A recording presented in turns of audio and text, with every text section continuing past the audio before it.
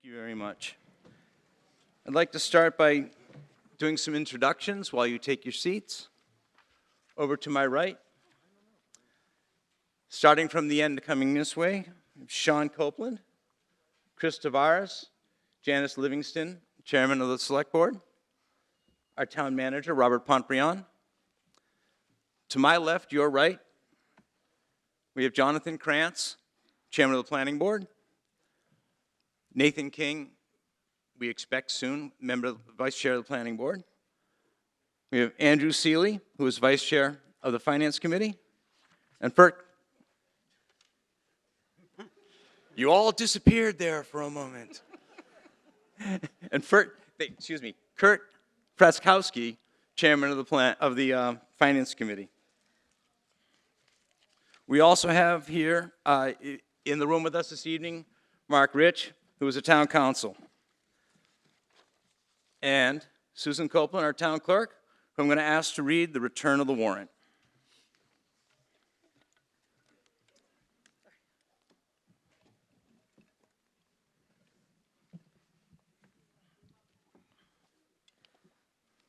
Good evening. Town of Ayer Special Annual Fall Town Meeting Warrant. Ayer Shirley Regional High School Auditorium, 141 Washington Street, Ayer, Massachusetts, 01432, October 27th, 2025 at 7 p.m. Commonwealth of Massachusetts, Middlesex County. Greetings. In the name of the Commonwealth of Massachusetts, you are hereby directed to notify and warn the inhabitants of the town of Ayer qualified to vote in town elections and affairs to meet in the auditorium of the Ayer Shirley Regional High School, located at 141 Washington Street, Ayer, Massachusetts, on Monday, the 27th day of October, 2025, at 7 o'clock in the evening, then and there to act on the following articles. Hereof, fail not, and make due return of this warrant with your doings thereof to the town clerk before the date appointed for said meeting. Given under our hands this 7th day of October, AD 2025, Janice L. Livingston, Chair, Christopher E. Tavares, Vice Chair, Sean C. Copeland, Clerk. Thank you very much, Susan. I just have to do the, I'm sorry, I had to flip a page. Oh, please do. A true copy attests Susan E. Copeland, Town Clerk, dated October 10th, 2025. As directed in the foregoing warrant, I have this day posted 3 attested copies in 3 public places, one of which was the Town Hall at least 7 days before said meeting, all as herein directed. Samuel A. Goodwin, Jr., Constable, dated October 10th, 2025. Thank you. Mr. Moderator? Mr. Moderator? Yes. Dennis Curran, Pleasant Street in Ayer. If I might ask for your indulgence, there are still a number of people, quite a few people in the lobby checking in for the town meeting. Could we pause for 5 minutes until they've been able to take their seats? Thank you for the idea, but I'm going to continue. We have started the meeting. I have a couple more comments. First off, limits of the floor. Voting members sitting in the 3 sections down below. Spectators in the seats along the back. Other individuals who are admitted to the floor are town department heads and other town employees who have business on today's warrant. In order to speak, please stand at a microphone to address the meeting. And when you address the meeting, please state your name and address. Absent any objections, I'm going to dispense with the reading of the articles as they appear in the warrant because we get to them each time we have an article. Thank you. Brings us to Article 1. Zoning Bylaw Amendment, Section 3.5.8, Site Plan Review Calculation. Ms. Livingston. Sorry, Mr. Moderator.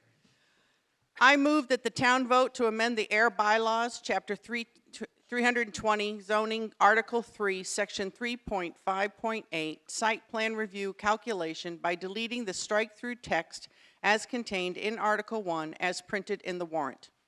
Seconded. It's moved and seconded. Thank you. I believe we have a brief presentation on this from the town planner, Danny Ruiz.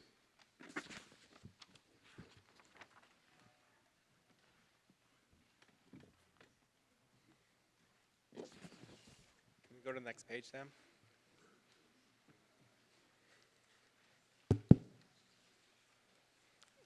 Can you go to the next page, Sam? All right. Under section 3.5.8, it's the site plan review unit calculation. So under this section, this calculation was implemented in October 22nd, 2018, as part of the open space residential bylaw. It was used to calculate how many units would be allowed within this bylaw. In October of 2019, at the special town meeting, this calculation was amended in a way by adding a yield plan to the open space residential development bylaw. That new yield plan was used to now calculate how many units would be used or allowed within those developments. So this calculation that exists currently, it has not been used since 2018. So this amendment would just remove that section of the bylaw, and then any project that would come forth under site plan review that does not fall under the OSRD, which is the open space bylaw, would just use the schedule of dimensional requirements, which, if you can go on the next page, this is basically the breakdown for each zoning district. It gives out requirements of what parcels need to have for setbacks, open space, height, minimum requirements for maximum building coverage, so all different types of criteria for each of those projects. So any project that would come forth would have to comply with this. Thank you, Danny. Do we have any questions?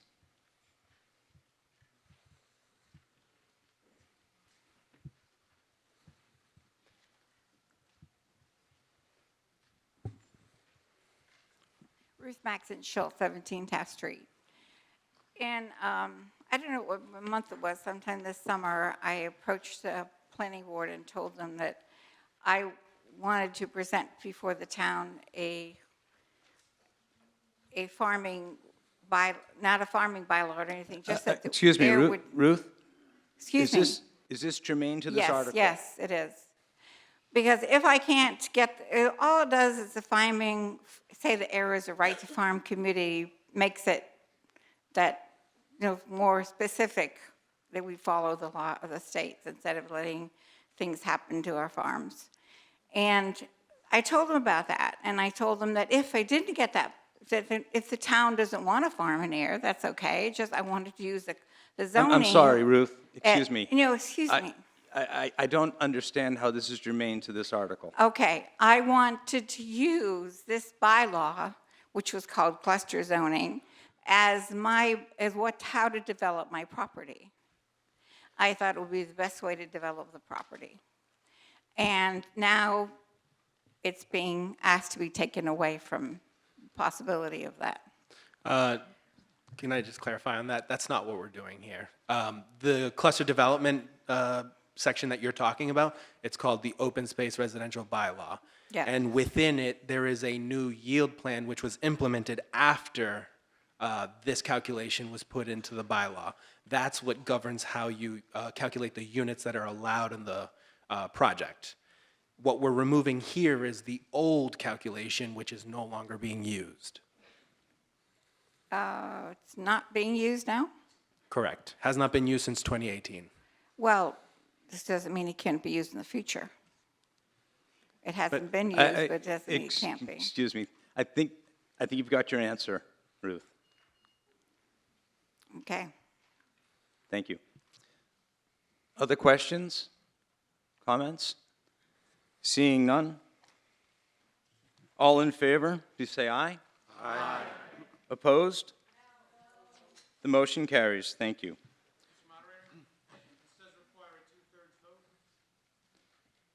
I'm sorry, the motion carries by 2/3. Thank you. Article 2, please. Mr. Moderator, Mr. Tavares. I move that the town vote to amend the air bylaws, Chapter 320, zoning, Article 3, Section 8.2.3, scope of authority, and Section 8.2.8, variances by deleting the strike-through text and inserting the underlined bold text as contained in Article 2 as printed in the warrant. Seconded. Moved and seconded, thank you. Do we have any discussion?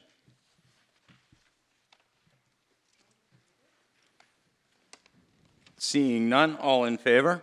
Aye. Opposed?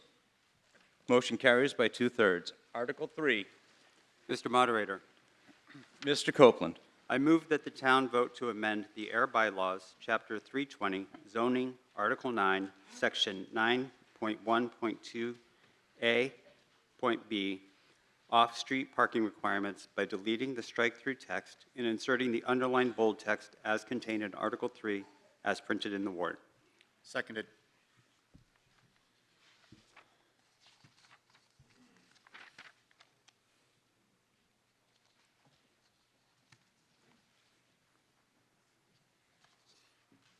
Thank you. I've just been reminded to say that we have, on each one of the zoning articles, a report from the planning board, and that they have supported them.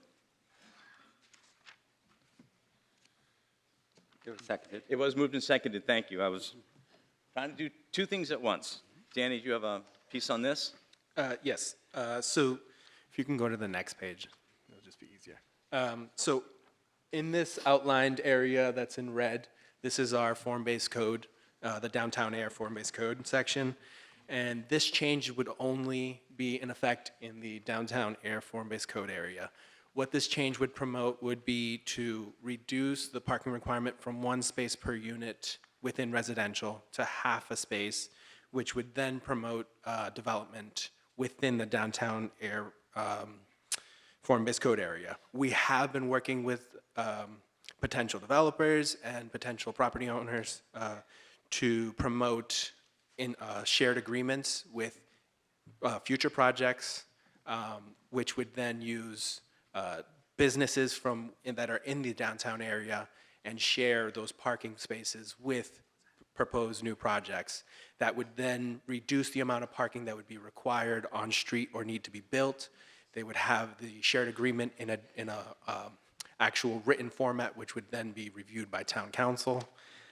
And this would help promote, bring residential units to the town of Ayer to help increase the amount of inventory we have, and as well as bring some commercial and retail to the downtown area, which would then help revitalize the downtown.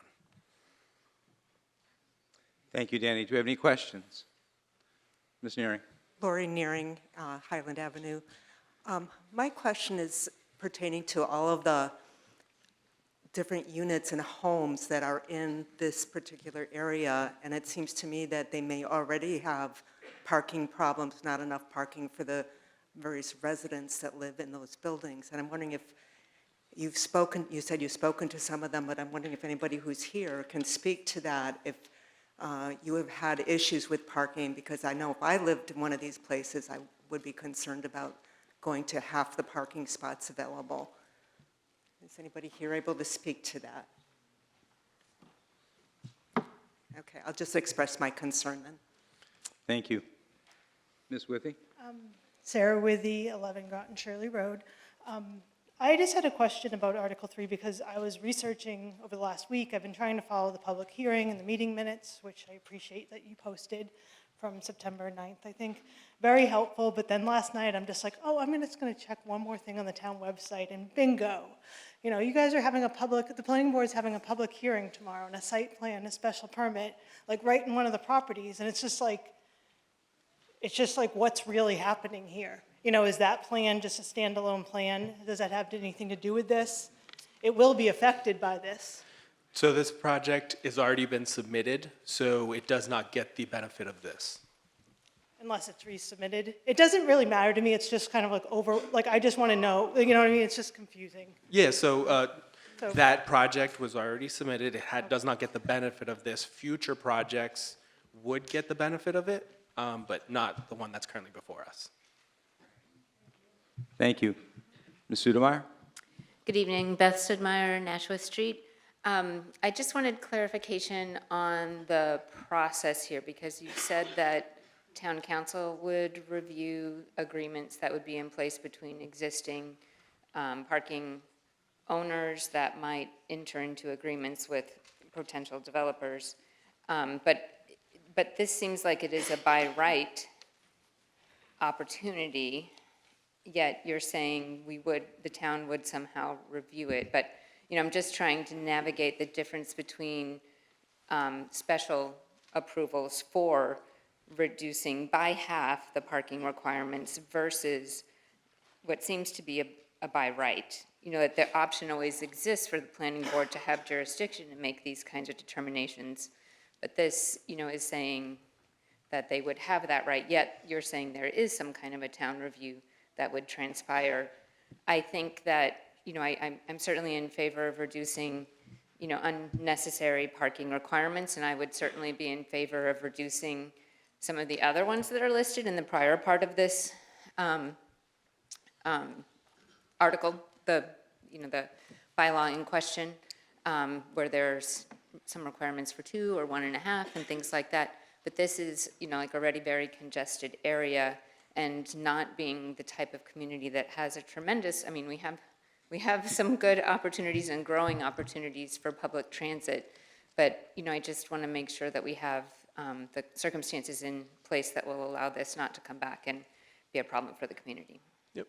So you are correct, there is a by right, and then there is also special permit. So what this would promote is, this is the by right change, which would be automatic. It would say that residential units within the downtown form-based code would be required to produce half a parking space per unit. So if you had a development that 12 units, there'd be 6 spaces that would be required on site. And as part of that, the special permit portion, which I referenced earlier, was a separate section in the bylaw that requires for shared parking agreements to be approved through the planning board as a special permit process, and that gets reviewed by town council.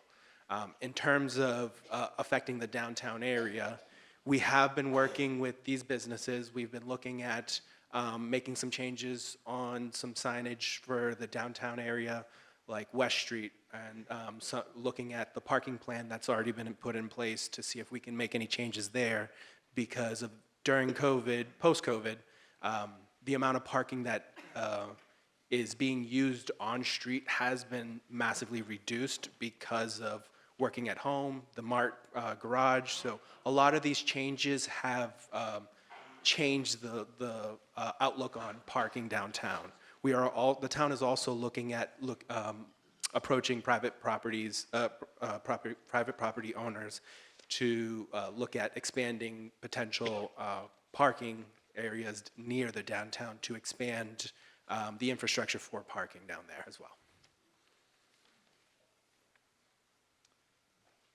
Thank you. Ms. Conley? Please. Mr. Moderator, it's Pauline Conley from Cambridge Street. Sorry you didn't see me. There's a light in my eyes. You can barely see anything. It's awful up there. I've been there. I just have a clarification question. This bylaw recommendation says downtown/Park Street form-based code in the T6 downtown area. I'm not clear on the map because I can't see it that well. This does not extend to West Main Street? This does not extend to West Main Street. Any reason for that? Yes, those parcels down on the West Main Street form-based code, those parcels are much larger parcels that can accommodate parking on site. As you know, the downtown has much smaller parcels, and that's what makes it difficult for any development to actually be able to come down there. Is West Main Street in the T6 district? So the T6 district is a reference within the form-based code. So the West Air Village has its own T6. The downtown also has its own T6 section. All right. And the amendment is to remove that T6 section. It's so that it's the overall downtown. So West Main Street remains its own separate T6? That is correct. That's unfortunate, but thank you for the explanation. So I'm not going to make a motion for anything because I'm not really sure how to do that right now, but I just want to say I was really swayed by what Ms. Sudemeyer said. Please. What? Do you have a question for the? No, I don't. On I was this actually motion. just going to make a statement. No, that's not allowed, not at our town meeting. Is it to this? I'd like to make a motion to reject this article. It's out of order. Well, that's fine, help me. We, Mr. Moderator?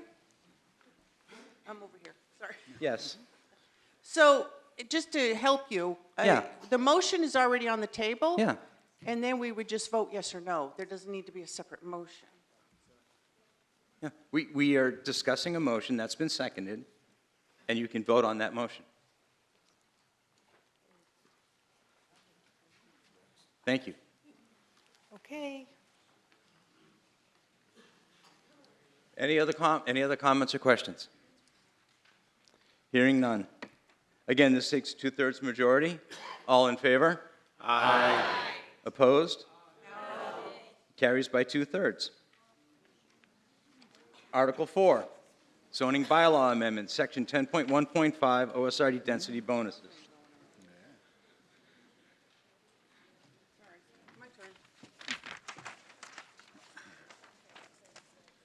Mr. Moderator. Ms. I Livingston. move that the town vote to amend the air bylaws, Chapter 320, zoning Article, am I in the right one? Yeah, Article 10, Section 10.1.5, density bonus by deleting the strike-through text and inserting the underlined bold text as contained in Article 4 as printed in the warrant. Seconded. Thank you. Moved and seconded. Do we have discussion on this article? Yes, please. Julianne Govang, 34 Groton Harvard Road. Please correct me if this is the incorrect place to do this, but when I asked the planning board at the last meeting, when this was discussed, about an issue, we couldn't get it to council for an approval of language in time to get it on the ballot, so I was told to bring it to town meeting. And the question is, and I believe it regards the Section A of this, and I was just asking for some additional language that would allow abutters and residents of the town to be better represented and protected from incoming applicant proposals. So something as simple as other geological interests, et cetera, a maximum of 10%, and somewhere in there, not imposing on existing abutter privilege, privacy, privilege, and quality of life. So essentially what this is when an applicant brings a development proposal to the planning board, one of the things that should be considered is a proximity to abutters, what they're going to be doing to the abutter land, such as blasting, pulverization on site, that type of thing, reciprocal things that come down the line from these things. These things should be initially considered. So I asked somewhere in this bylaw, and I actually don't remember where we talked about putting it in, but that was the language that I asked for, something that just better protects residents from incoming applications, whether it's private property or otherwise. So I would ask, are you suggesting an amendment to this article? Yes. Do you have it in writing? I wrote down what I just said, but the language that I said originally in the meeting, which I guess would be in the minutes from the prior meeting that I discussed it, was we tossed around a few different things, and I was told to bring it to town meeting. Excuse me for a moment. Of course. Attorney Rich, I'm going to ask a question. I'm a little...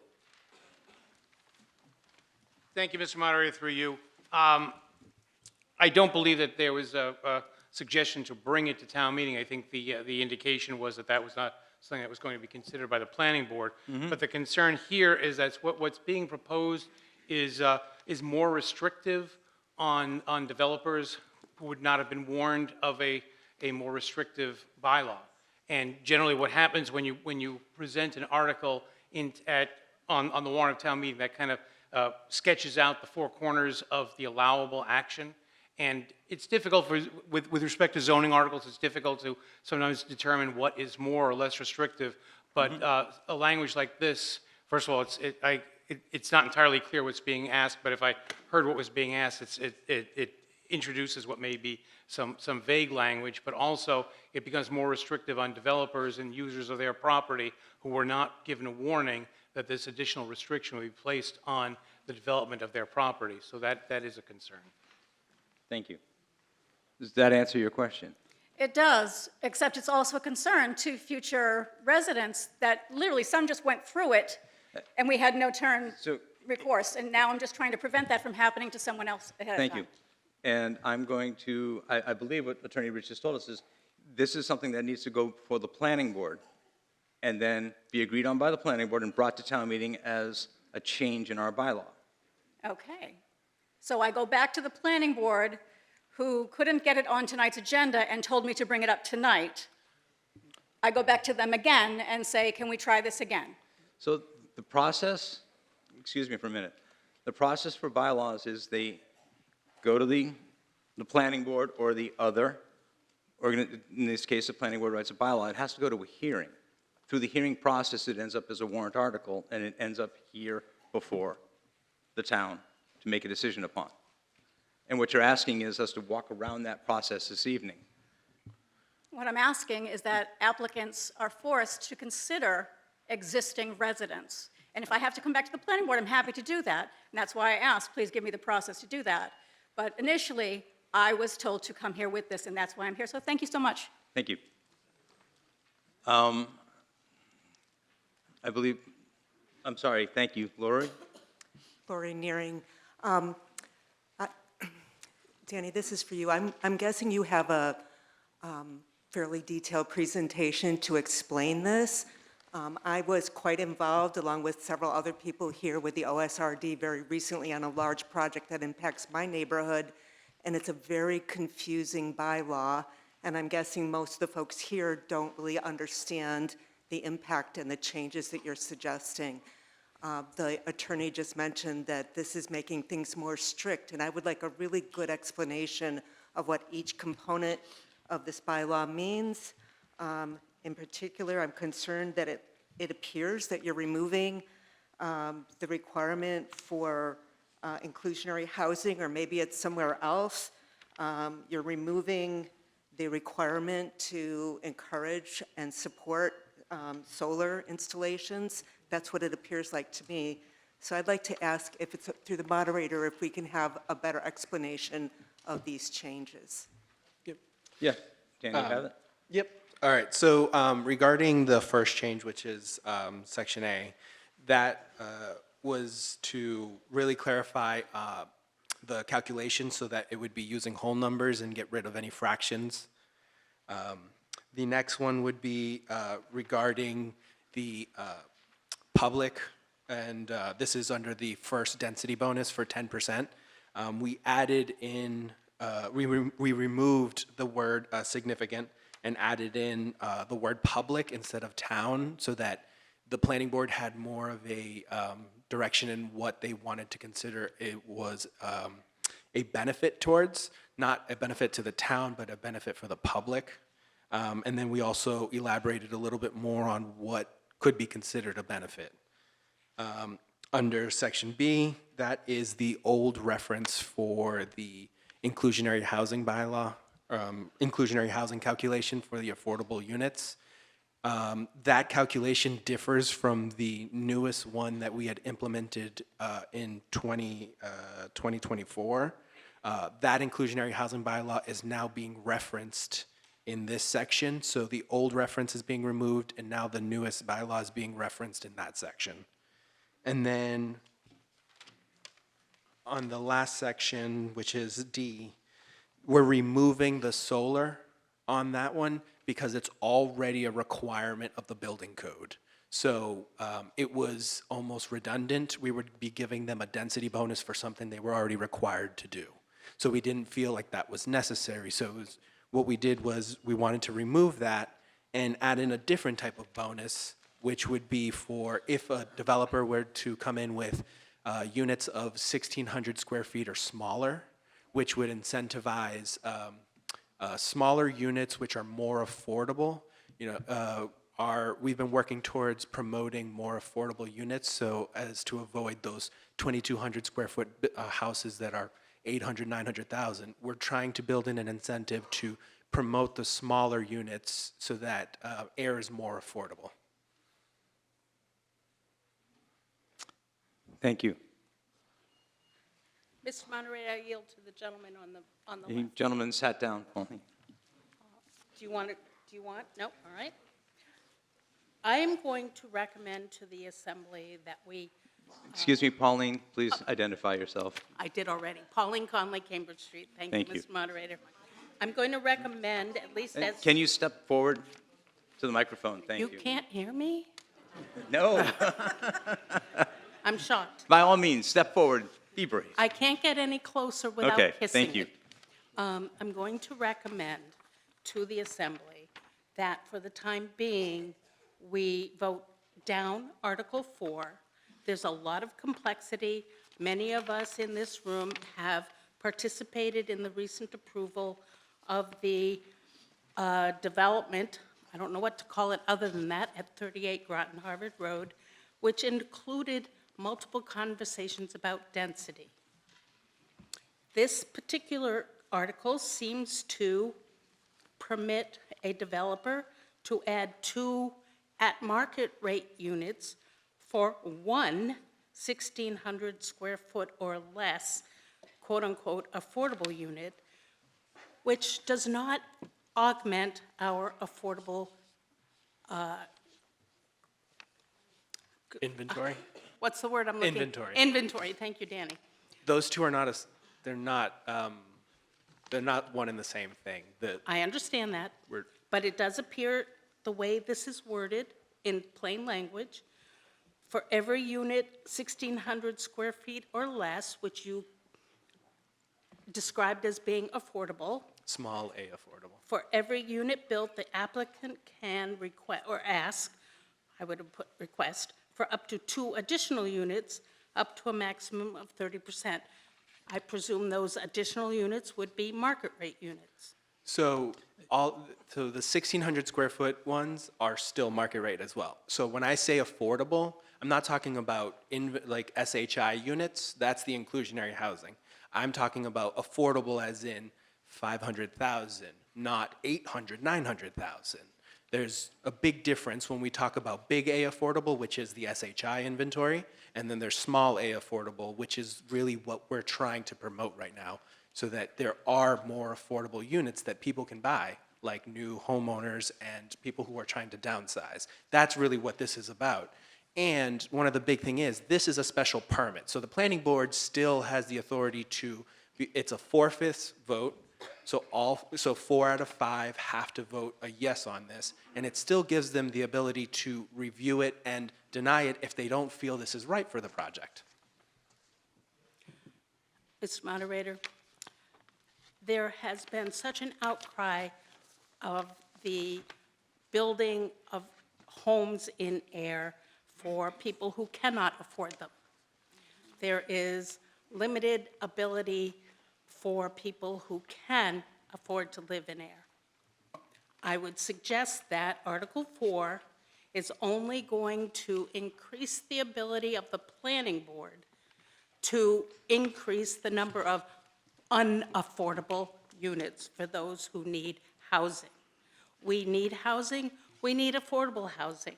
This particular density bonus change, in my opinion, for what it's worth, seems to add more unaffordable housing based on planning board decision than affordable housing based on inclusionary and master plan recommendation. So again, I say to the Assembly, I suggest we all say no to this, look at it closer, figure out what's better for Ayer, and come back, what, in 2 years? That would be my suggestion. Thank you, Mr. Moderator. Thank you. Ms. Kozara. Hi there, Rachel Kozera, 30 Groton Harvard Road. I was just wondering, would you mind explaining what other geological interests, et cetera, means with regard to A? I would turn this over to Heather. She can elaborate. Heather Hampson, thank you, Danny. Heather Hampson, our conservation agent, will be taking this question.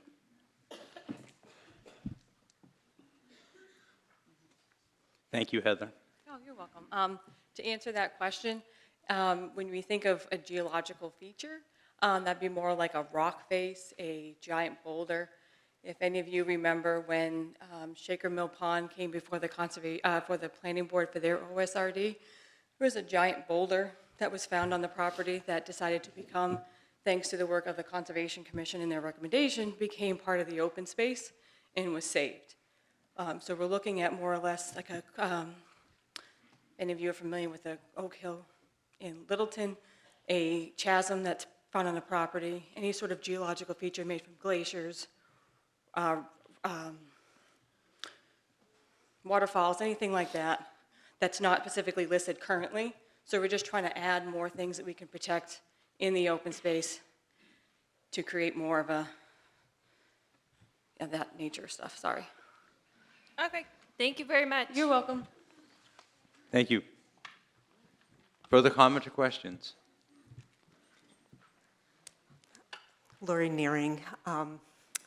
So it's sort of hard for us to weigh in on this. This is, as we've said, it's very complicated bylaws, and those of us who've been involved in very recent discussions of OSRD are really concerned that there are serious flaws in this. So I'm going to also suggest that we vote against this and reconsider the way the wording is and the impact on affordable housing, as has been explained by Ms. Connolly. Thank you. Further comments or discussion? Ms. Sudemeyer. Thank you. Beth Stidmeyer, 16 Nashua Street. I think that there are a lot of people who've been paying attention to the implementation of the open space bylaw, development bylaw, and it has been very frustrating to consider the density bonuses that we've seen, and that the implementation is really first and foremost intended to protect the desirable open space characteristics of a property. And it doesn't seem like that always happens in the fashion that the bylaw might be intended. And so when we think about offering changes to the density bonuses, I just really feel like we need to be very careful, because I don't think that we're achieving the goals that the bylaw is currently setting out to achieve. And when we propose a change like this, whenever I commented at the public hearing, I requested that for a number of these bylaws, including the parking one that we just considered, that we would see examples of implementation with, like fictitious parcels, just so that we could better understand what we would be getting out of this. And I don't know that we want to necessarily vote no on all the changes, but I think that striking the changes that are proposed for D might be a way to get some of the, I think just eliminating the solar part, and as well eliminating the density bonus for the smaller units at this time until we have a better opportunity to review and consider it. But that would take a motion from someone saying that we would make that amendment on the floor. I don't know what the planning board has thoughts. Anyone has thoughts? Are you asking a specific question, Beth? Table it so that it would be reconsidered? All right, so what?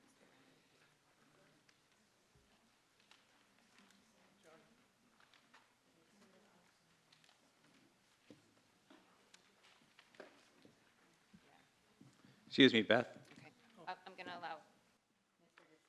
So Ken Diskin, I'm a member of the planning board. Thank you, Dan. Sorry, Ken. Ken Diskin, 180 Washington Street. No, Ken, excuse me. We had somebody already waiting at the microphone. Thank you. You'll get your chance. Please. Thank you, Ken, for yielding. I have a confusion. Got to identify yourself, please. Oh, Eileen Donovan Kranz, 46 Washington Street. I apologize. Thank you, Eileen. I'm not usually at town meeting. I have a problem with my neck, and I can't, it's hard for me to sit that long in these chairs. So I have a point of confusion. I'm I'm confused about whether we're asking for specific questions regarding, various points in A, B, C, D, or whether we're having argument, and commentary. So I'm kind of confused. Are we looking for, specific responses, or are we open to argument and commentary? Because those seem like very different things to me. Aren't we looking for specific points? Thank you. If I may take a moment. Warrant articles are presented to the town meeting for discussion and for vote. Changes can be made from the floor through an amendment process. Okay. Some people will stand up and say, do it, and some will say, don't do it, and there will be information with those requests. Okay, And we're in that process right now of debate. great. So it is debate. Okay. Thank you. Thank you. Mr. Diskin. So Ken Diskin, 180 Washington Street, also a member of the planning board. So Danny, thank you for the presentation and discussion. One of the things that's, I'm commenting as a member of the planning board now first, and then I'll talk as a citizen. So one of the complicated things about changing zoning, and there are specific requirements that we go to as a planning board, not the least of which is we have to pre-advertise the hearing that we have when we discuss these changes. So the planning board did in fact hold hearings, or one public hearing. Coincidentally, it was the same night as another piece of information that we were discussing at the planning board, so it was a little stretched that evening. So the long and the short of it is, the planning board comes to a conclusion after discussing with the town planner, with other members of the town hall, including conservation if they're involved in other committees in town.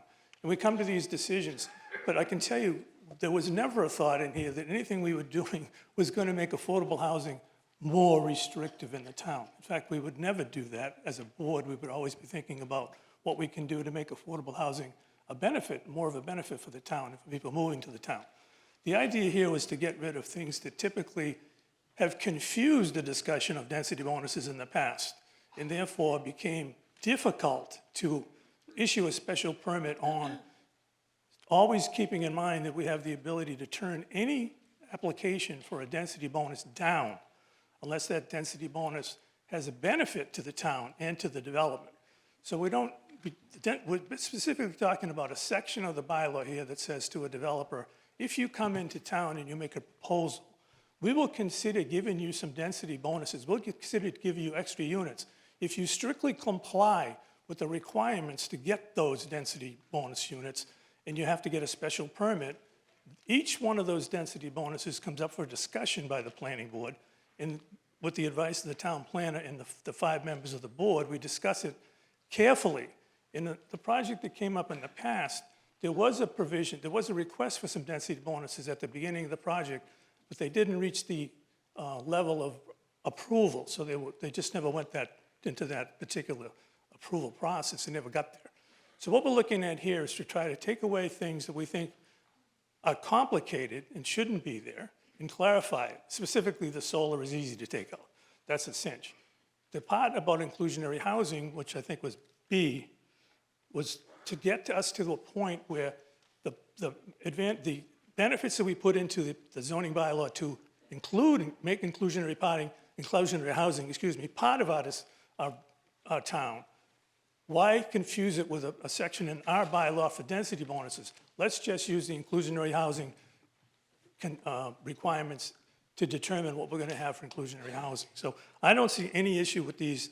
The first paragraph was simply to clarify a couple little words in there. The second one simply says, we agree that the inclusionary housing part of the bylaw should rule, and we shouldn't have to give density bonuses for a complicated calculation. The last one, again, takes out the solar, and we're trying to actually make something better for the town by saying, look, if you come in and give us some smaller units instead of the big units, we'll give you a chance, not guaranteed. You can ask for, as it says, up to, but we still have to grant you a special permit. In other words, we have to sit down and discuss that item before we do decide that we're going to grant those extra bonus units. So for someone to come up to the mic and assume that they're going to get those units, they're making an incorrect assumption. It has to go through a strict process of evaluation by each member of the planning board, Some of us may agree, some of us not, but it needs four out of 5 votes to get a density bonus. So I would like to see the article moved exactly the way it's written, because the other problem here is if we don't do it, I do not want to keep these paragraphs in there any longer. I strictly think we're much better off passing it the way it is than leaving the language there that's now that I think is a detriment. Thank you, Mr. Moderator. Thank you. Ms. Govang? Thank you so much. Julie Govang, Groton Harvard Road. One of the other problems with the language in the OSRD is the determination of open space. So, not to keep reflecting back on the last business that just went through, but the open space was literally piecemealed together down to every blade of grass. So there was a small bit here and a small bit here and a little bigger bit here and a bit over here, and then, later in the process, another entire plot was added just so the applicant could move forward with the open space. Correct me if I'm mistaken on that. So with the language as it's written, it's very easy for an applicant to come in and say, I have this parcel, but just in case that's not enough, here, I'm going to try and buy this parcel over here, and if that happens, then we can move forward. So that's my perception of what happened. So the language of the OSRD is very flawed, and I agree with Mr. Diskin to some degree that this needs to be changed. But I also firmly believe that as it is, the changes that are being made aren't significant enough to benefit the residents of Ayer, but further define how applicants can fit their proposals in. Thank you so much. Thank you.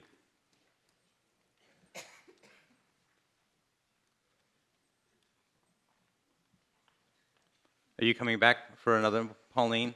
I am, Mr. Is Moderator. Is it different information or It the same? is. Okay, thank you. Pauline Conley, Cambridge Street. So delving deeper into the proposed changes, thank you. What is recommended to be stricken, there we go, okay. What is recommended to be stricken is a 23% affordable housing inclusion. I'm going to use that word, inventory. Section B, if the applicant this is being stricken, or if we vote for this, we are striking this language. If the applicant permanently restricts ownership and occupants of units allowed by section such and such as defined and makes a binding commitment to construct affordable residence, a maximum of 23% for every unit included in that allowable unit count. Trying to cut through this, 2 bonus market rate units may be permitted. That's what I raised earlier, and I found the language I was looking for. Currently, our OSRD only requires 10%, I believe, because I remember arguing that point last year. Danny is shaking his head, so I would like to hear what he says, but we're striking a maximum of 23%. How does that help our inclusionary bylaw? So our inclusionary housing bylaw currently is 10%. Right. That is our inclusionary housing bylaw. What we've found, and the reason we changed it from 20% to 10% was because we were not getting projects that wanted to do even 20%. In the 8 years that it had been enacted, we had never received any project that actually applied under it because of the strict requirement of 20%. Developers could not make those numbers work. So based on that, we know that the high number that's already set in the OSRD, which was previously set when the old bylaw was in place, we want to match it to the current bylaw so that we know that when we receive projects, we will get inclusionary housing units. This is only a density bonus that they can request. The other one is a requirement. So what I hear you say, which are not your words, is that we're going to give the developers what they need so we can get 10% instead of the 20% we demand. No, I that's believe incorrect. I believe that to be contrary to what our master plan and our Community Preservation Committee and anyone else involved with affordable housing, Mr. Moderator himself. And therefore, I again say to the Assembly, say no to this bylaw change, and let's work on it so it is better for the community. So Thank one you. clarification, the 20% that's written in here is not a requirement. They can ask for it. They are required for 10%. That's it. My point exactly, I think we should make them require 20%. We can't. Or Thank you. if it's our bylaw, we can. Thank you, Mr. Pauline, Moderator. please. I think we're clear on your viewpoint. Mr. Diskin, do you have something different to add, please? Okay, so I probably don't have anything different to add, I'm sorry, but for clarification, when someone comes up to the mic and says, we're giving away something to someone, they're presuming the planning board isn't even doing their job, so I take license with that and find it to be contrary to what actually happens. So again, I remind the Assembly that these are special permit requirements. They need a 4/5 vote. There's nothing that's guaranteed in the language here that gives anybody the density bonuses without thorough examination by the planning board, that it's in a benefit to the development, and it needs a 4/5 vote. Thank you. Thank you. Please. Hi, my name is Brenda Remington, 86 Fox Run Drive. I don't want to be rude, but can we move on? This is Thank really you. getting ridiculous. Thank you. Question has been moved. Thank you. Thank you.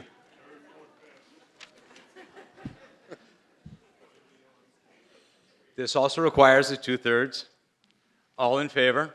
Aye. Opposed? No. It has 2/3. Article 5, grant of easement, National Grid. Thank you, Danny.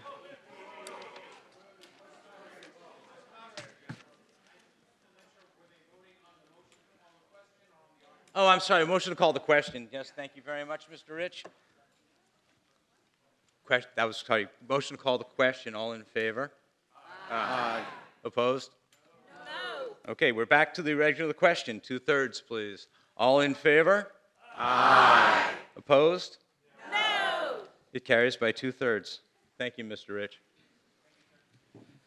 Article 5, grant of easement, National Grid, 1 Main Street. Mr. Moderator, Mr. Tavares.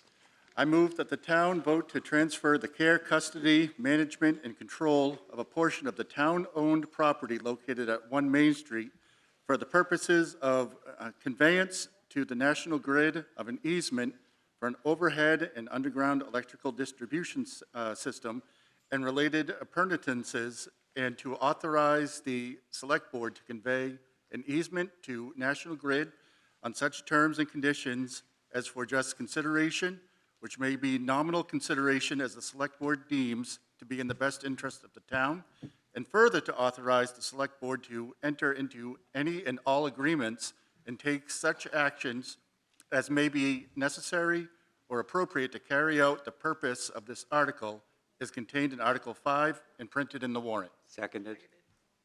Moved and seconded. Thank you. I believe we have a small presentation. Yeah, this is whoa. Yeah. Pretty brief. They're good mics this year, Dan.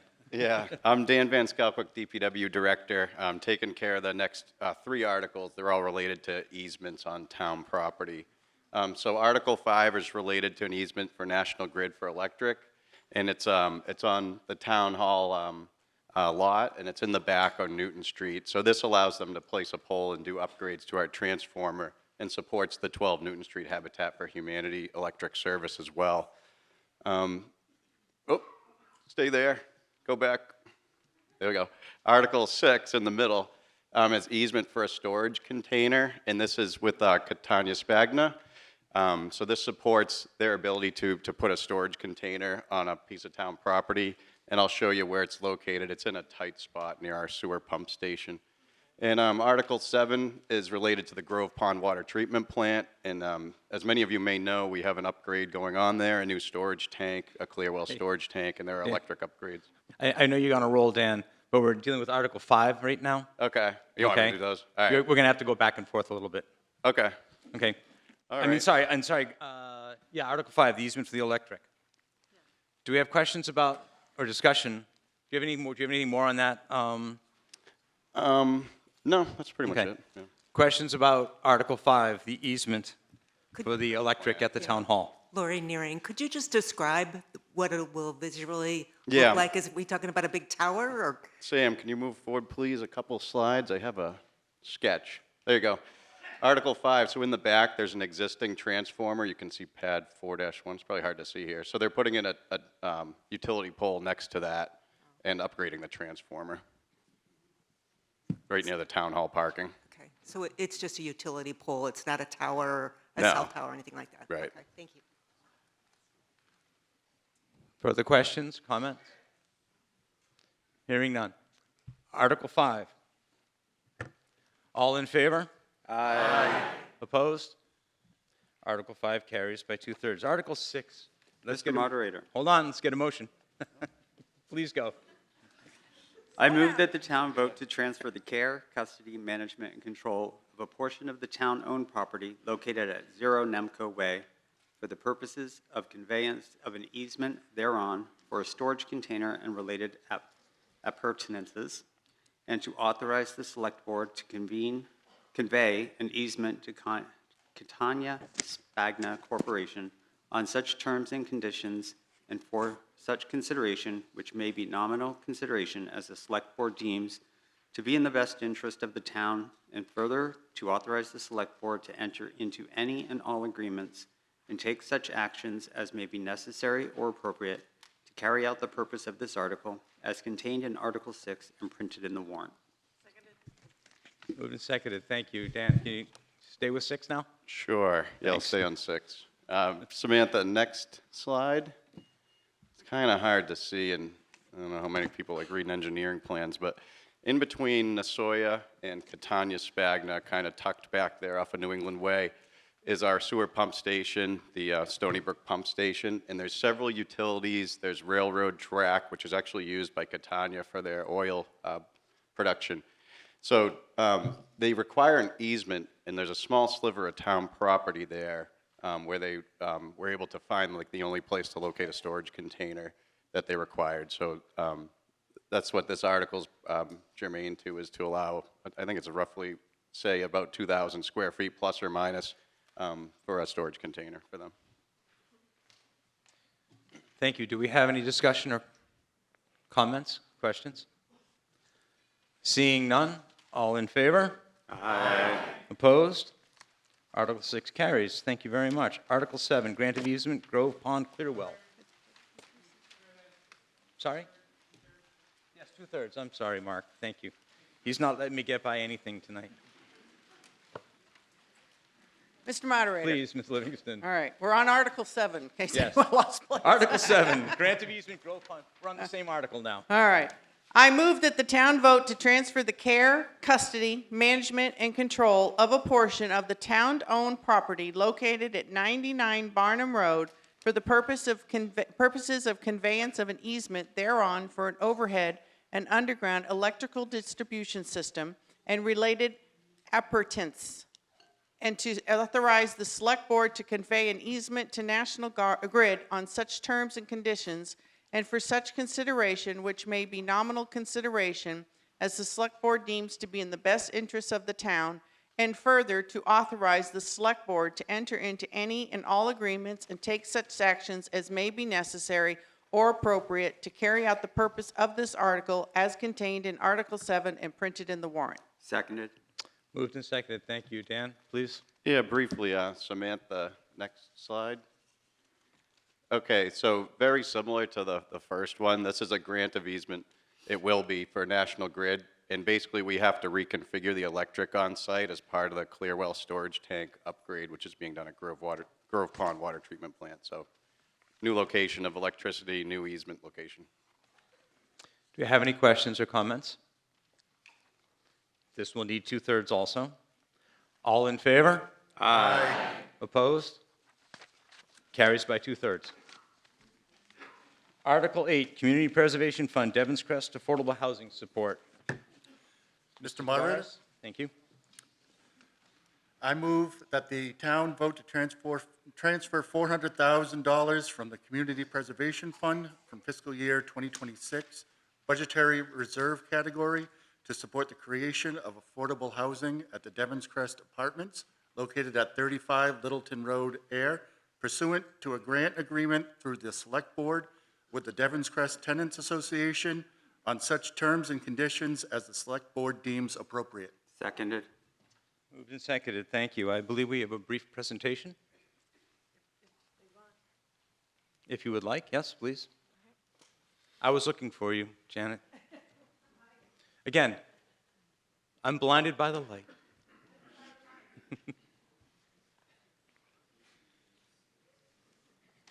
Go ahead, Sam. Thank you very much, everybody. I do appreciate it. I do have another presentation, but we're going to go past that one and go right into this one because I wanted people to be aware a little bit more about the community preservation funds. And it will be on the website. So if you do want to look at it, because it will give a nice breakdown of how we make our decisions to get the money, also to how our monies are broken down. So this here is the Devon's Crest Tenants Association, which we're going to try to keep air affordable. There are 100 in the background information, next slide, gives you some ideas where this is a natural occurring affordable housing unit. It was purchased, it was a private purchase, so with that, really, the town couldn't step in. So now with the work that the Devon's Crest Tenants Association have done, now we are able to go ahead and work with the state to make things more subsidized and controlled, like say, by the state. So with that, again, we'll be able to maintain this property as affordable in perpetuity, 99 years, depending upon who's in government at that time. Next slide. All right. I know, it sounds terrible. I wanted to emphasize that this project is going to allow people to remain in their houses. All right, everybody, I know that I've heard word out on the street, it's like, okay, it's going to be affordable. Does that mean, we're going to be getting people, outside? No, we are able to keep the individuals who are living there now, continue living there. And we're going to be able to keep it affordable. So there's 114 units that are there. 79 have already been rehabbed, and there are 35 that have not been rehabbed. Those are the ones that are going to be able to get what's called the Massachusetts State Voucher Program. That voucher allows the individuals to go ahead and pay 30% of their income for their rent.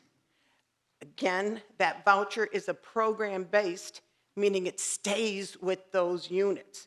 If a person moves, it's not going to go with them. So what we want to try to do with this 400,000, if you go to the next slide, please.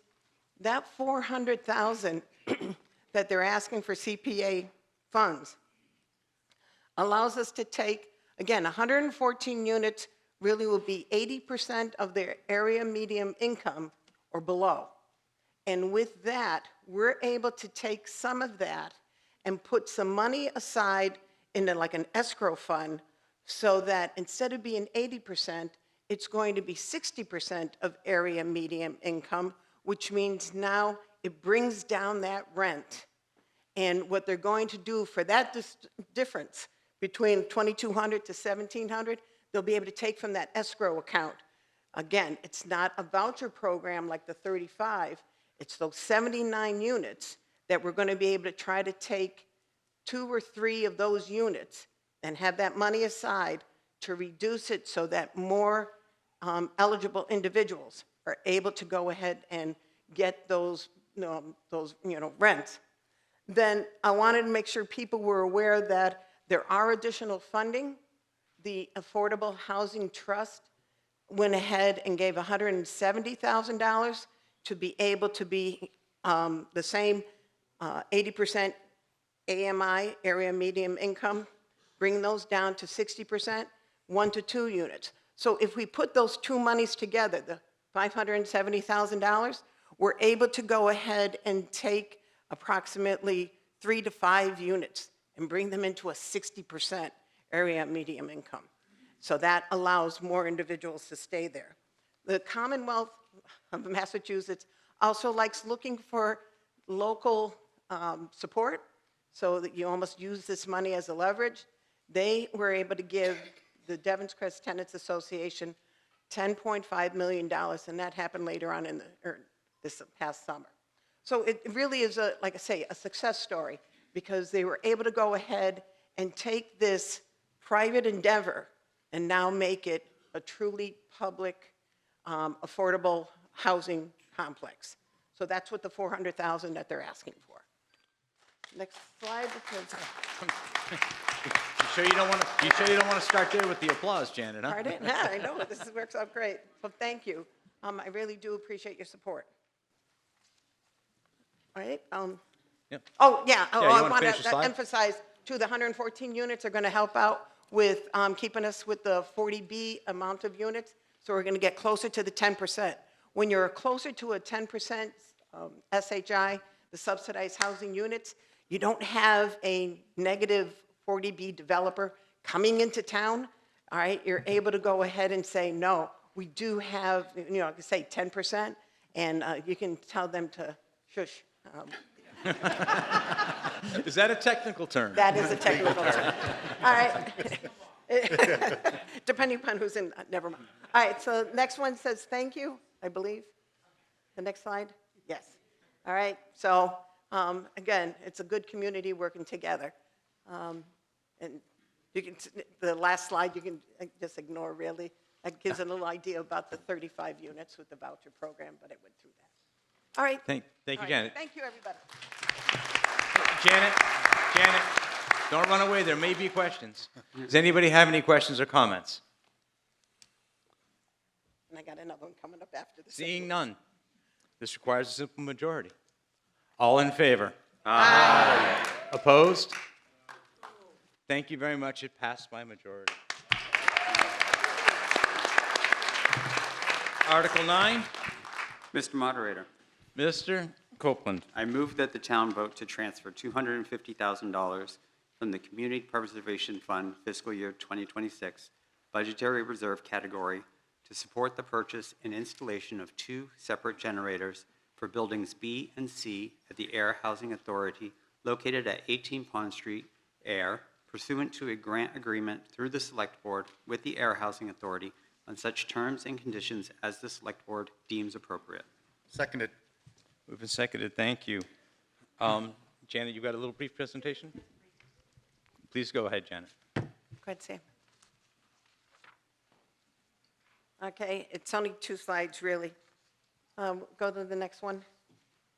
All right, I wanted to make sure people were aware that the state is already putting money into not only 18 Pond Street, but Isaacs Lane, Pleasant Street School. With that, I think it's about $1.9 million that the state has already put in for new roofs, new fire alarm equipment, all throughout that. They're also, too, going to be working on new parking lots and making the sidewalks ADA compliant. So with that, like I say, 1.9 million is being used for that. The 250 that they're asking for is to support Building B and C. Building B is 2 stories. It has an elevator.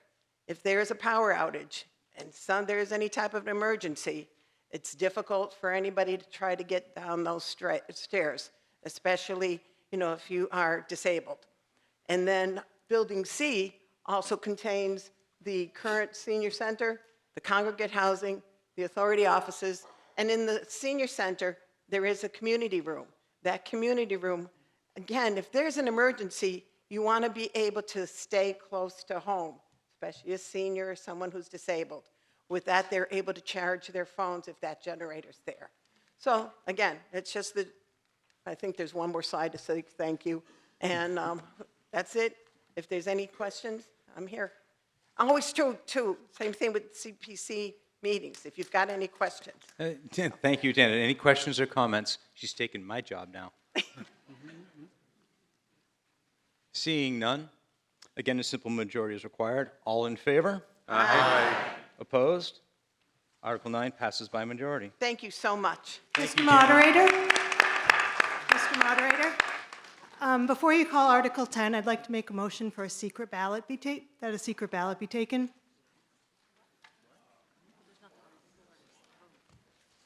It is a motion for a secret ballot for Article 10. Do you have a second? Okay, this is a vote on whether we have a secret ballot or not. All in favor for a secret ballot, please say aye. Aye. Opposed? No. Thank you. Article 10.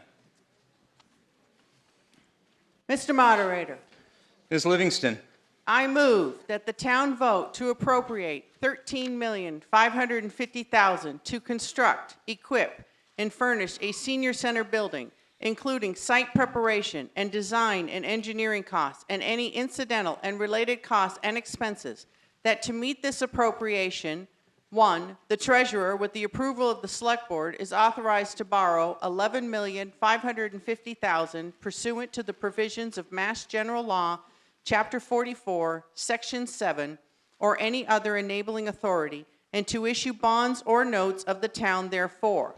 And 2, $2 million shall be transferred from the town's capital stabilization fund, provided that any borrowing or expenditure hereunder shall be subject to and contingent upon passage of a debt exclusion ballot question pursuant to the provisions of Mass General Law, Chapter 59, Section 21C.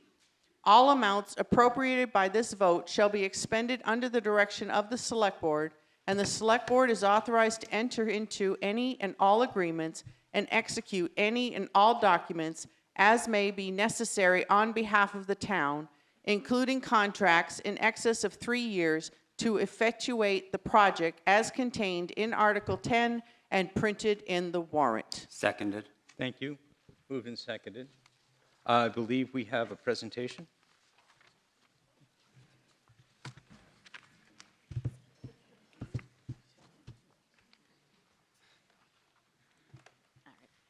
All right, next slide.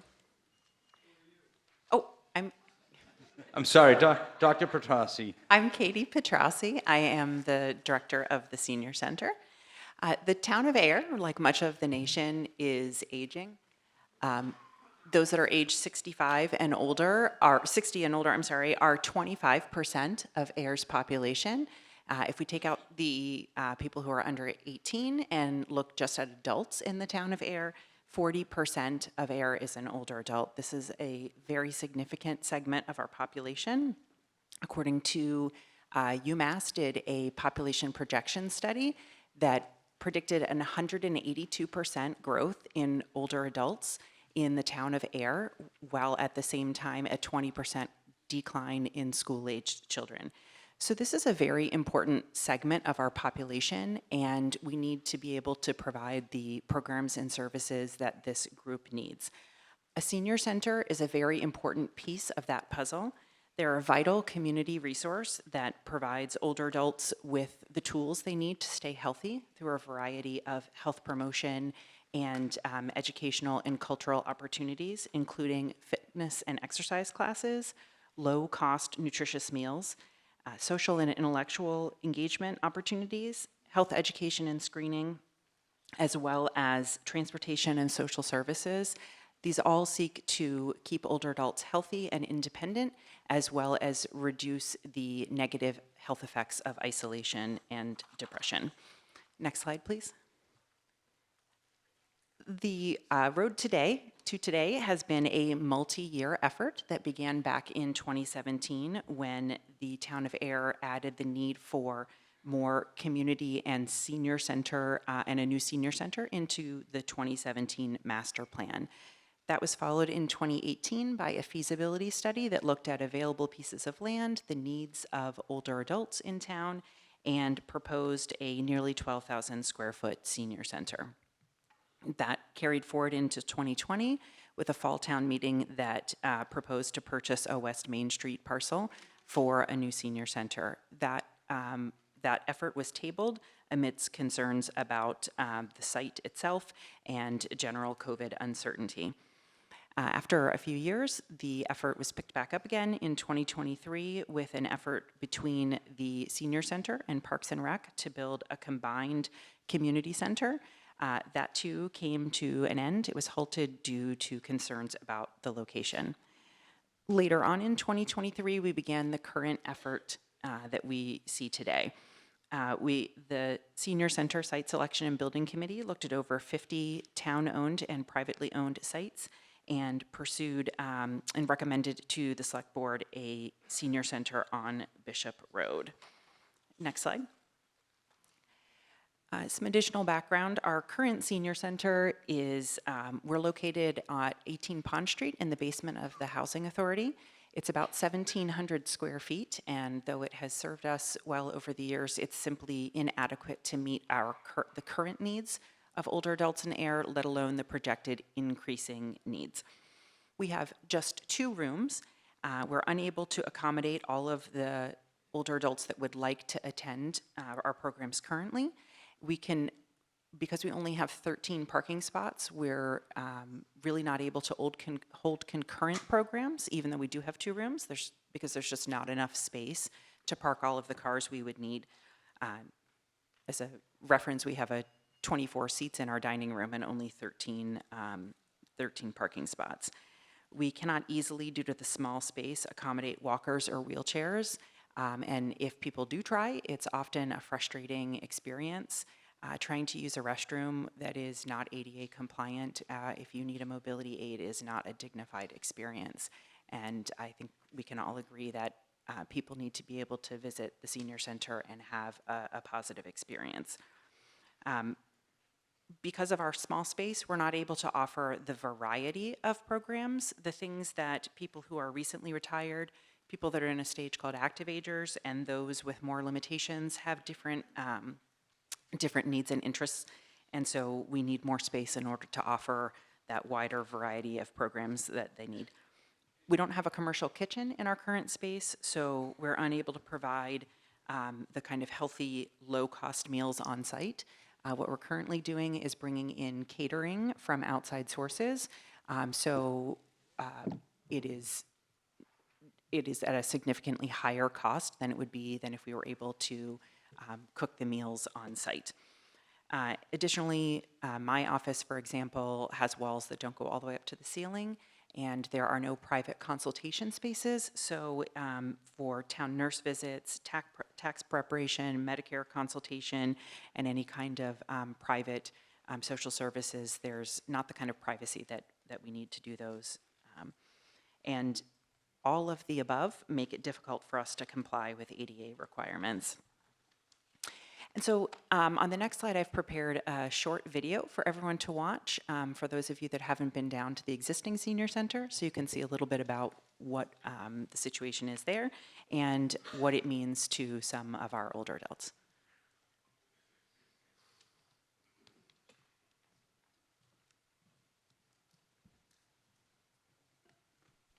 Across America, senior centers connect older adults to friends, services, and a sense of belonging.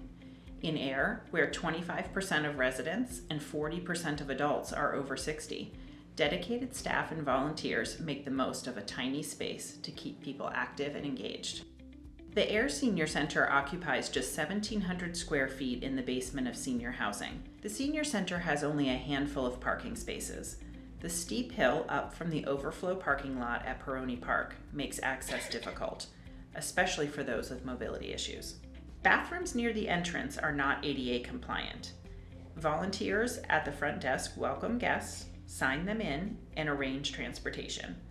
A small sitting area acts as a waiting room and a lounge. While the dining room holds 24 older adults for daily lunches, special events can bring in up to 50 people, creating space and safety concerns. Afterwards, these same tables transform into classrooms and meeting spaces for crafts, speakers, and other events. Morning programs must be completed in time for lunch, for space and sound purposes. Without a commercial kitchen, meals must be prepared elsewhere and reheated here. Catering is brought in at an increased cost compared to what meals would cost if prepared on site. Staff offices are cramped and lack privacy. The nurses' clinic, Medicare counseling, and other services occur in areas with no privacy and frequent interruptions. A neighboring room, borrowed from senior housing, is available for senior center activities, though housing events take priority. To promote complete health of older adults, senior centers offer mindful activities like arts, crafts, and technology workshops, along with physical activities such as Tai Chi and yoga, and social activities like bingo and knitting. These activities keep minds and bodies active and forge lasting friendships. There is so much more that could be offered, but the small space is limiting. A new 2-story, 13,000 square foot senior center is proposed for Bishop Road. The concept includes several flexible programming spaces, a commercial kitchen, and relaxing lounge spaces to serve the wide needs and interests of Ayer's older adults now and into the future. The design prioritizes fall prevention, accessibility for mobility and vision impaired individuals, comfortable furniture, noise reduction, and fitness equipment for safety and inclusivity. The proposed project is a significant investment, but the building committee and town leaders are working hard to secure grants and reduce expense to taxpayers. Residents will vote on the project at the fall town meeting on October 27th, followed by a ballot on November 4th. Your voice matters. Join the discussion and spread the word about a new senior center for Ayer.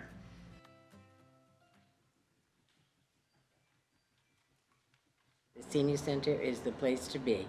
I look forward to coming down here because everybody always has a smile on their face. It's a safe place. They provide lunches and varied activities, and a lot of them are free to seniors. The lunches are amazing. Now been a little over a year since I lost my wife, about 54 years. Spoke with the director here, and she said, well, we have lunch here, why don't you join us? I said, that's a good idea, I think I will. So I've been doing that ever since, and it's been terrific. There are many days when I've taken the paper with me, come here, get a cup of coffee and read the paper. We have wonderful rides, and the drivers are wonderful. They are so helpful, and they call to make sure you're okay if there's a problem. But it's important with seniors that are immobile and I don't drive anymore, so I look forward to the rides, and they're very friendly and very helpful. And the van drivers, we have 2 now, they're very nice. Take you practically anywhere you need to go. The people just mingle here and they have a good time, and they just enjoy being here. Okay, next slide. So a modern senior center would address all of our current needs, including a variety of multi-purpose flexible spaces for the exercise, social, wellness, and educational programs that a fully functioning senior center offers, as well as a commercial kitchen for daily meals, outdoor spaces, confidential meeting and office spaces, adequate parking, and accessibility for all. There are benefits to the community as well, including a heating and cooling station that can be used during inclement weather, as well, because the building would have a generator, as well as much needed community space outside of the hours of the senior center. Next slide. So this space is designed specifically for older adults. We are lucky to have Catlin Architecture, one of the most experienced architects who's been involved in the design or construction of over 60 senior centers in Massachusetts and nationwide. And he puts in a lot of features that are really important for older adults. For example, fall prevention is front and center. There are no curbs at the entrance. The selection of the flooring is designed to help prevent injury in the case of the fall. There's no step overs on fitness equipment. You know how you have to like sling your leg over onto an exercise bike. These are all step in, as well as furniture that's designed for hands and wrists that maybe have arthritis in them, things like that. It's very older adult friendly. In terms of it's designed for everyone to use, but with subtle touches for those with low mobility. So by having what I'd call hub and spoke model, where it's a dense floor plan, where when you walk in the front door, you can see all of the available options, that prevents things like long hallways. And for anybody who has achy joints or uses a mobility device, having long hallways is sometimes a deterrent when your activity is the third classroom on the left down that hallway a long way. It's also friendly to those who are hearing impaired. As we get older, sometimes we have trouble blocking out the background noise. So there's noise-reducing ceilings on the first floor, as well as sound-absorbing panels throughout the building. And there's a hearing loop in the multi-purpose room, which allows for more moderate AV in the system, in the room, and allows I believe 90% of hearing aids have a dial you can change to, so that a small AV system can send the audio directly into your hearing aid, which is a great equalizer in terms of active participation in our events. Something that's also very subtle is low vision. It's low vision friendly as well. That has to do with making sure that there are multiple forms of lighting in each room, and that there is what they call wayfinding flooring, so that someone who can only see the contrast can navigate across a space. Next slide. So to give you a little bit more detail about the building itself, the building total square footage is 13,000 square feet. 8,000 of that is on the first floor. So when you first come in, off to what would be the left, but right here, is a coffee cafe space that is for loud and boisterous gathering. And then there's an activity room here. As you make your way further back, this is a reading room lounge area with a see-through fireplace and upholstered furniture. That's where you'd want to have more quiet conversation, or if you're just looking to read the newspaper and have a cup of coffee, you can do that there.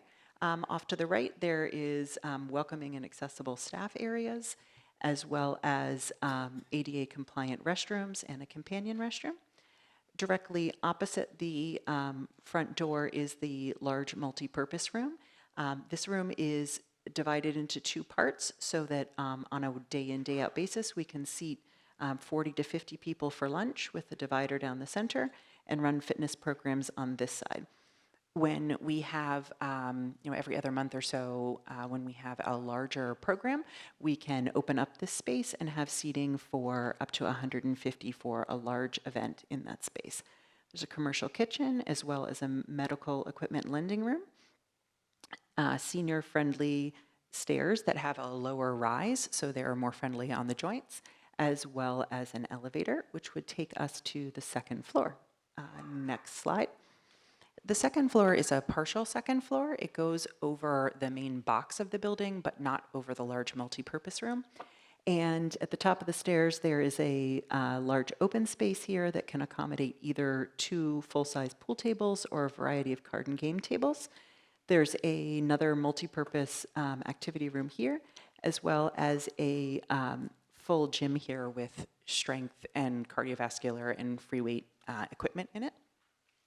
Over here is another activity space that can be divided. This I would envision as like a secondary fitness area where, let's say you have a smaller class. It doesn't make it any less important, but for a smaller group of people, like a Parkinson's specific fitness class or a joint recovery one for pre or post surgery, that sort of a thing, as well as being able to be divided for a number of smaller group meetings. Right now, with only having 2 rooms, if there's just a small set of people who are interested in a particular topic, it can be hard to justify using one of the 2 rooms. But when you have multiple rooms, if it's important to a small group of people, they can find a space to meet in. And another set of restrooms up here.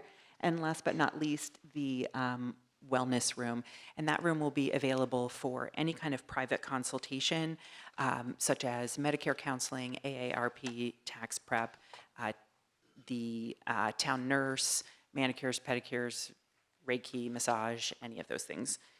Next slide. Okay, and so these were in the video as well, but here's a couple of renderings about what the space could look like. Next slide. And the total project cost is 15.1 million.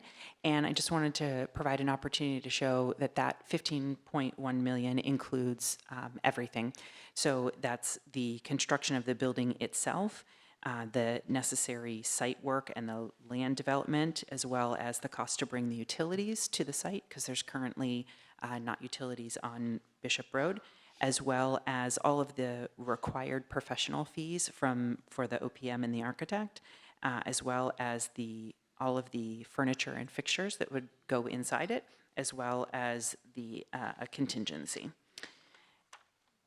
And so with that, I will turn it over to the town manager to discuss the town's proposed funding plan.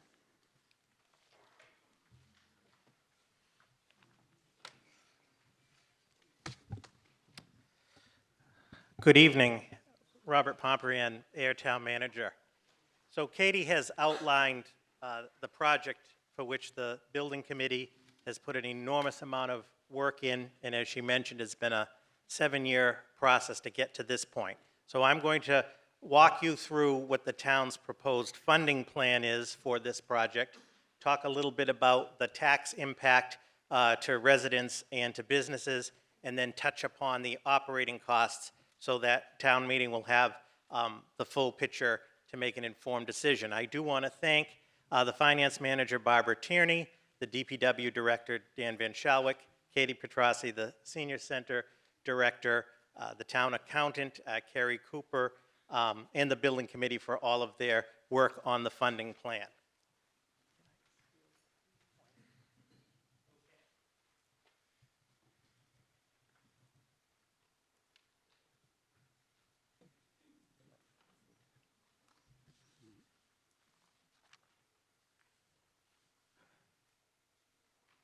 We are hiring an IT manager, so take note.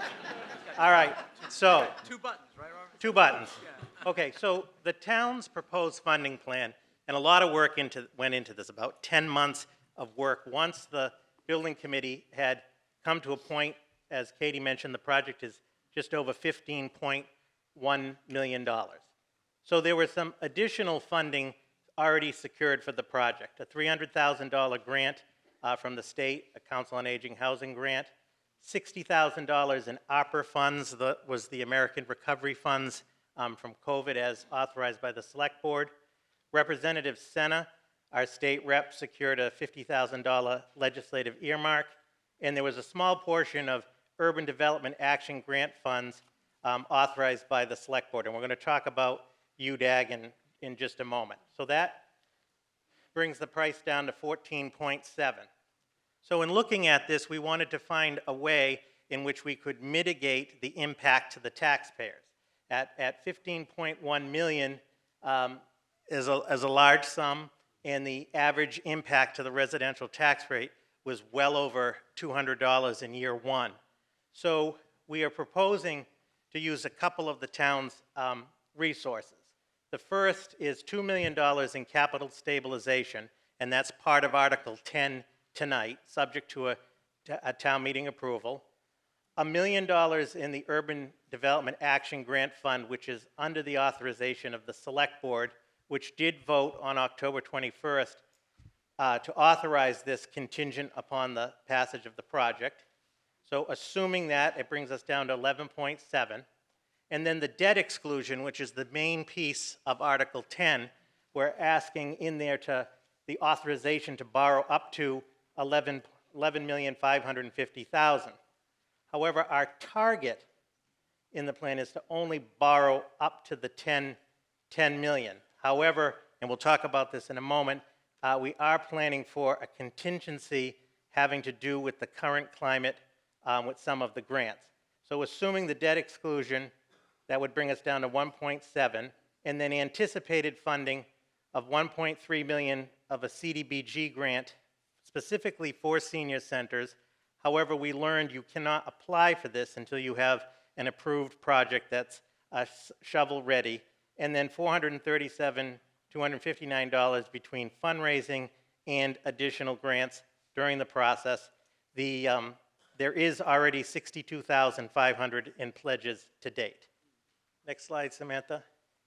So the debt exclusion, real quick, Per our financial policies, any capital project, which this building is, over $500,000 with no direct funding source, is funded through a debt exclusion. And that's a two-part process that's set by state law.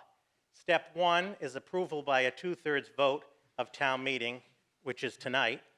And the second piece is the approval by a simple majority vote of a ballot election, which the Select Board have set for Tuesday, November 4th at the Town Hall, with polls open from 12 noon to 8 p.m. at Town Hall. So both of these votes must pass. The borrow authorization, the passage of the debt exclusion, would authorize the town to borrow up to the $11,550,000. The town will only borrow funds as needed for the project. Though the borrow authorization is the 11.5, our target is to only borrow up to the 10 million. The balance of 1.5 million is a contingency largely on that CDBG grant, which I'll touch upon in a minute. Next slide. So the big question, or the first big question, is the residential taxpayer cost impact of the debt exclusion. So keep in mind the project total cost is $15.1 million.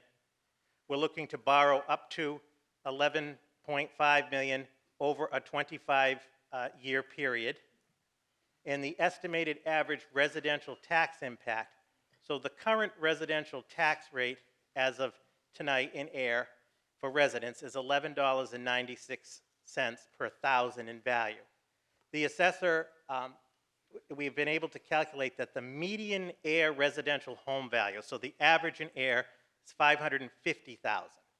If you apply the 10 million borrow for 25 years to that median value, the average impact on the residential tax bill at this amount would be $143. Now, of course, if your home is valued higher, this number would move up. If this number is lower, this number would move down. But this is the median. If we have to borrow the full amount, it would be $165 again on the residential tax. I do want to point out that the town's borrow capacity, this is how much capacity the town has to borrow for future projects, that after the funding of this project, the town will still have over $56 million in borrow capacity for future capital projects. Next slide. On the commercial industrial side, as you know, the town of Ayer has a split tax rate. The commercial industrial personal property tax rate is higher at $25.19 per thousand. And the estimated, if you assume the residential value of $550,000, just like we did for the residential, and interestingly, in talking with the assessor, this is actually almost the median average on the commercial industrial as well. The impact to businesses in year one at 10 million would be the $297. And if we had to borrow the full amount, it would be $352 on the commercial industrial impact. Next slide. So the Capital Stabilization Fund, I just wanted to touch upon that real quick. That is a fund used by the town to save funds for the purposes of future capital. We really started saving into that over the last 10 years, and that's a huge testament to all of you at town meeting. As of July 1st, we have over $8.1 million in capital stabilization, which actually exceeds the minimum required by the town's financial policies. The minimum required by the town's financial policies is slightly over $200,000. With the goal of minimizing the cost impact of the senior center project, we're proposing tonight $2 million of capital stabilization funds towards the project. By using the $2 million, in addition to mitigating the tax rate, which was the primary goal, the finance manager has calculated that there would be an estimated savings of over $1.3 million over the 25-year of the borrow by using the $2 million. $132,956 saved in year one, that's principal and interest. And then of that 143 to 165 I showed earlier, about $27.50 of that savings on the residential tax bill is made possible by using the capital stabilization. Next slide. Here's the capital stabilization fund history. As I said, the last 10-year history. We're at 8.1 million. Many of you are familiar, each annual town meeting is when an appropriation from free cash is put into this fund. If the project is funded, the senior center project, it'd still be a balance of 6.1 million, and that wouldn't include anything that town meeting puts in the spring. Next. So then on the operating costs of the senior center building, and I want to thank Chuck Schultz, the facilities director, for his help on this. The current FY26 Council on Aging budget is $251,976. It's about 0.7% of the town budget. We have calculated that the estimated annual facilities maintenance operating costs of the new building would be about $108,700. The director is proposing for the building one additional full-time employee, which would be $55,000. The director's proposing a $20,000 estimated additional program for supplies in the new building, and that would increase the omnibus budget for the COA by $183,700, or a grand total, so this would be their existing COA budget plus the new operating costs for the building would be $435,676. This amount represents approximately 1.2% of the town's budget, including the omnibus and school assessments. And we would anticipate that this operating budget would go into effect probably between the FY28 and FY29 period. We're currently in FY27 preparing for. Next slide. And Mr. Moderator, that's the funding plan. I'll turn it over to you. Thank you, Mr. Pomprion.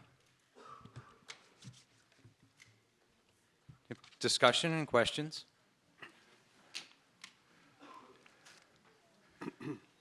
Jim Naring, Highland Avenue. I am a senior on a fixed income, and I am enthusiastically in support of this proposal. The committee has worked tirelessly through multiple iterations, and I encourage my fellow townspeople to support this. The committee has been responsive to input from the public. They've been responsive to economic concerns from the Select Board and others. This is a big win, not only for the mature residents of our community, but for the town as a whole. And I encourage all of us to vote in favor of it. Thank you. On this side, is it Mr. Cadigan? John Cadigan, 203 Autumn Ridge Drive. I've been looking at this very closely, and I really have to congratulate the people that have put together this proposal. It has been very carefully looked at to be needs-based and refined to address some of the subtleties we might not think of off the top of our heads. When I look at it, it seems to fit very well with the character of the town and the town's pursuit of community, broad-based community, from youngest folks and kids to seniors. My wife and I, Kathy, are essentially blow-ins into the town. We came here in '06. And as I looked around at the town and what it does, I've been really impressed in how it's focused on both community and service. I look at the library and see that function growing and being a personal growth facilitator for tots, through teens, through adults. We just saw what was being done with Devon's Crest to further some of our citizens. We looked at the aggressiveness of the town in trying to address the impacts brought about by the closing of the hospital. And in my own development, as we moved in, the developer ran into some problems because of the economy of the time. We had yeoman service and consultation from various town entities. Fire Chief Pedrazi insisted on sprinklers in the development, fire sprinklers. We had a lot of input from the 3 generations of DPW heads to help us with engineering and technical issues and supporting our work with the developer.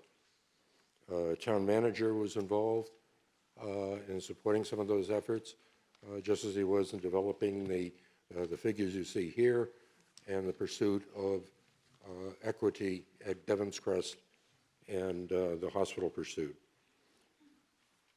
As I look at it,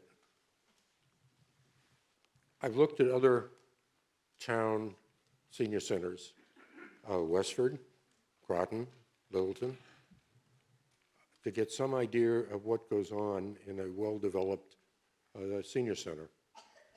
And I hear that in the speech tonight. It is carefully thought out.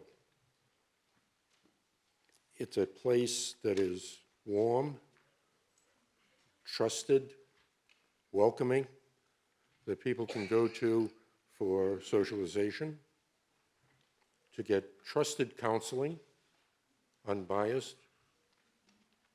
And let's face it, the society today is getting ever increasingly complex. Taxes, Medicare, Medicaid. There's a lot of stuff going on, and it's hard to keep up with for an individual. A centralized organization that can look at the subtleties across the spectrum in depth and then share it with the individuals is powerful, reducing anxiety and improving the quality of life. What I heard today from the gentleman that just spoke, I heartily support. I urge you, please, support this program. Thank you. To my right, please. Hi, my name's Nancy Jackboni, and I live on 18 Pond Street. And I have a question about a couple items that Katie did not include in her slide presentation or video. Hi, Nancy. Basically, in the very beginning of your flyer, it says the primary purpose of the building is to be a senior center during the normal workday. Then down further, it says, additionally, this building could be used as a resource for broader use if the town wishes. For example, community organizations could rent out the space for a nominal fee.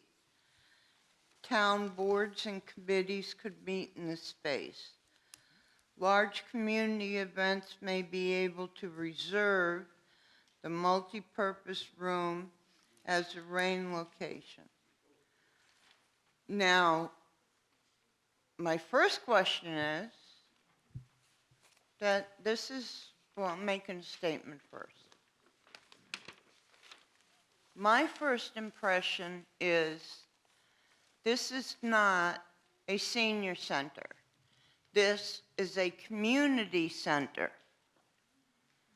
So that who makes the decision about who can rent the space, who's responsible for cleaning up after the people rent the space, and I want to know why you missed putting this information up on your slide and why it is actually a community center. So it's not actually a community center, it is a senior center. It will operate solely as a senior center between the hours of 8 a.m. and 4 p.m., let's say. And then I anticipate we'll add some evening hours in a new space. But when it is not in use as a senior center, I think it can be a valuable resource for the purposes that you outlined. So it was not in it's not in the presentation because I can't fit all of it into the presentation. I was asked to limit it to 15 minutes. So that's what the 4-page flyer is for, to fill in some of those details. But I think that helps the community to see that it can serve even 40% of adults in town are older adults, but it is a benefit to the community at large. Who would be responsible for deciding who can rent the space? What would be considered a nominal fee? And who would be responsible for any damages or repairs that might be needed if people are in there? Will that be in a written agreement that these people have to sign for? Sure. So some of that granular level is not ironed out yet, but I will say that the town does have a event policy already in place for the use of town buildings and large gatherings. And so I anticipate that this would fold under that and then be modified as needed. So it will be a community center? No, Because- it's not a community center. It's a senior center. But And then you've also during said- off hours, when it is not being used as a senior center, it has the opportunity to be open for broader community use. Okay, well, in my opinion, it is a community center, which you actually even did that with the first newsletters came out. You said it was a community center. Thank you. And I would like to say that the expense and the number of rooms you feel you need is way out of whack, and I would like personally to get from you.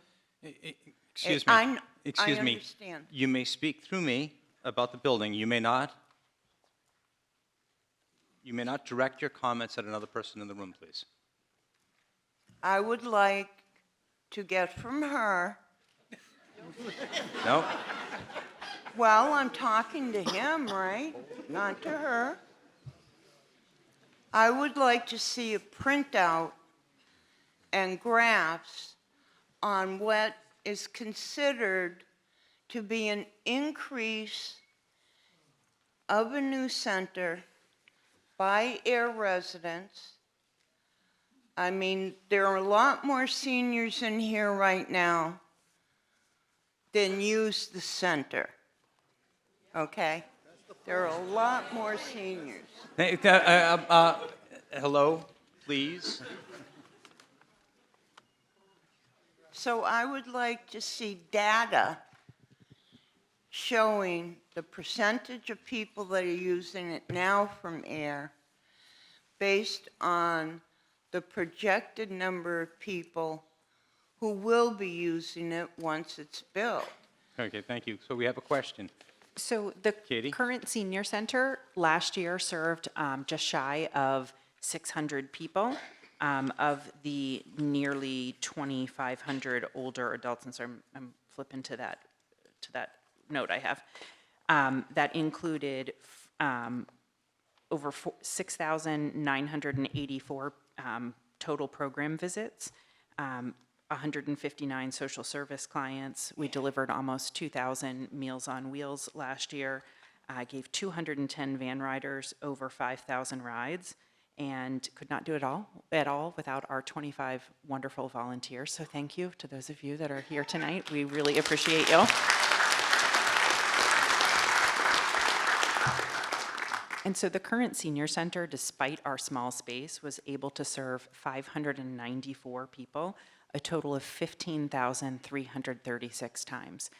When we were in the planning stages, we interviewed all of the directors that had built in the towns that had built senior centers in the last 5 to 10 years.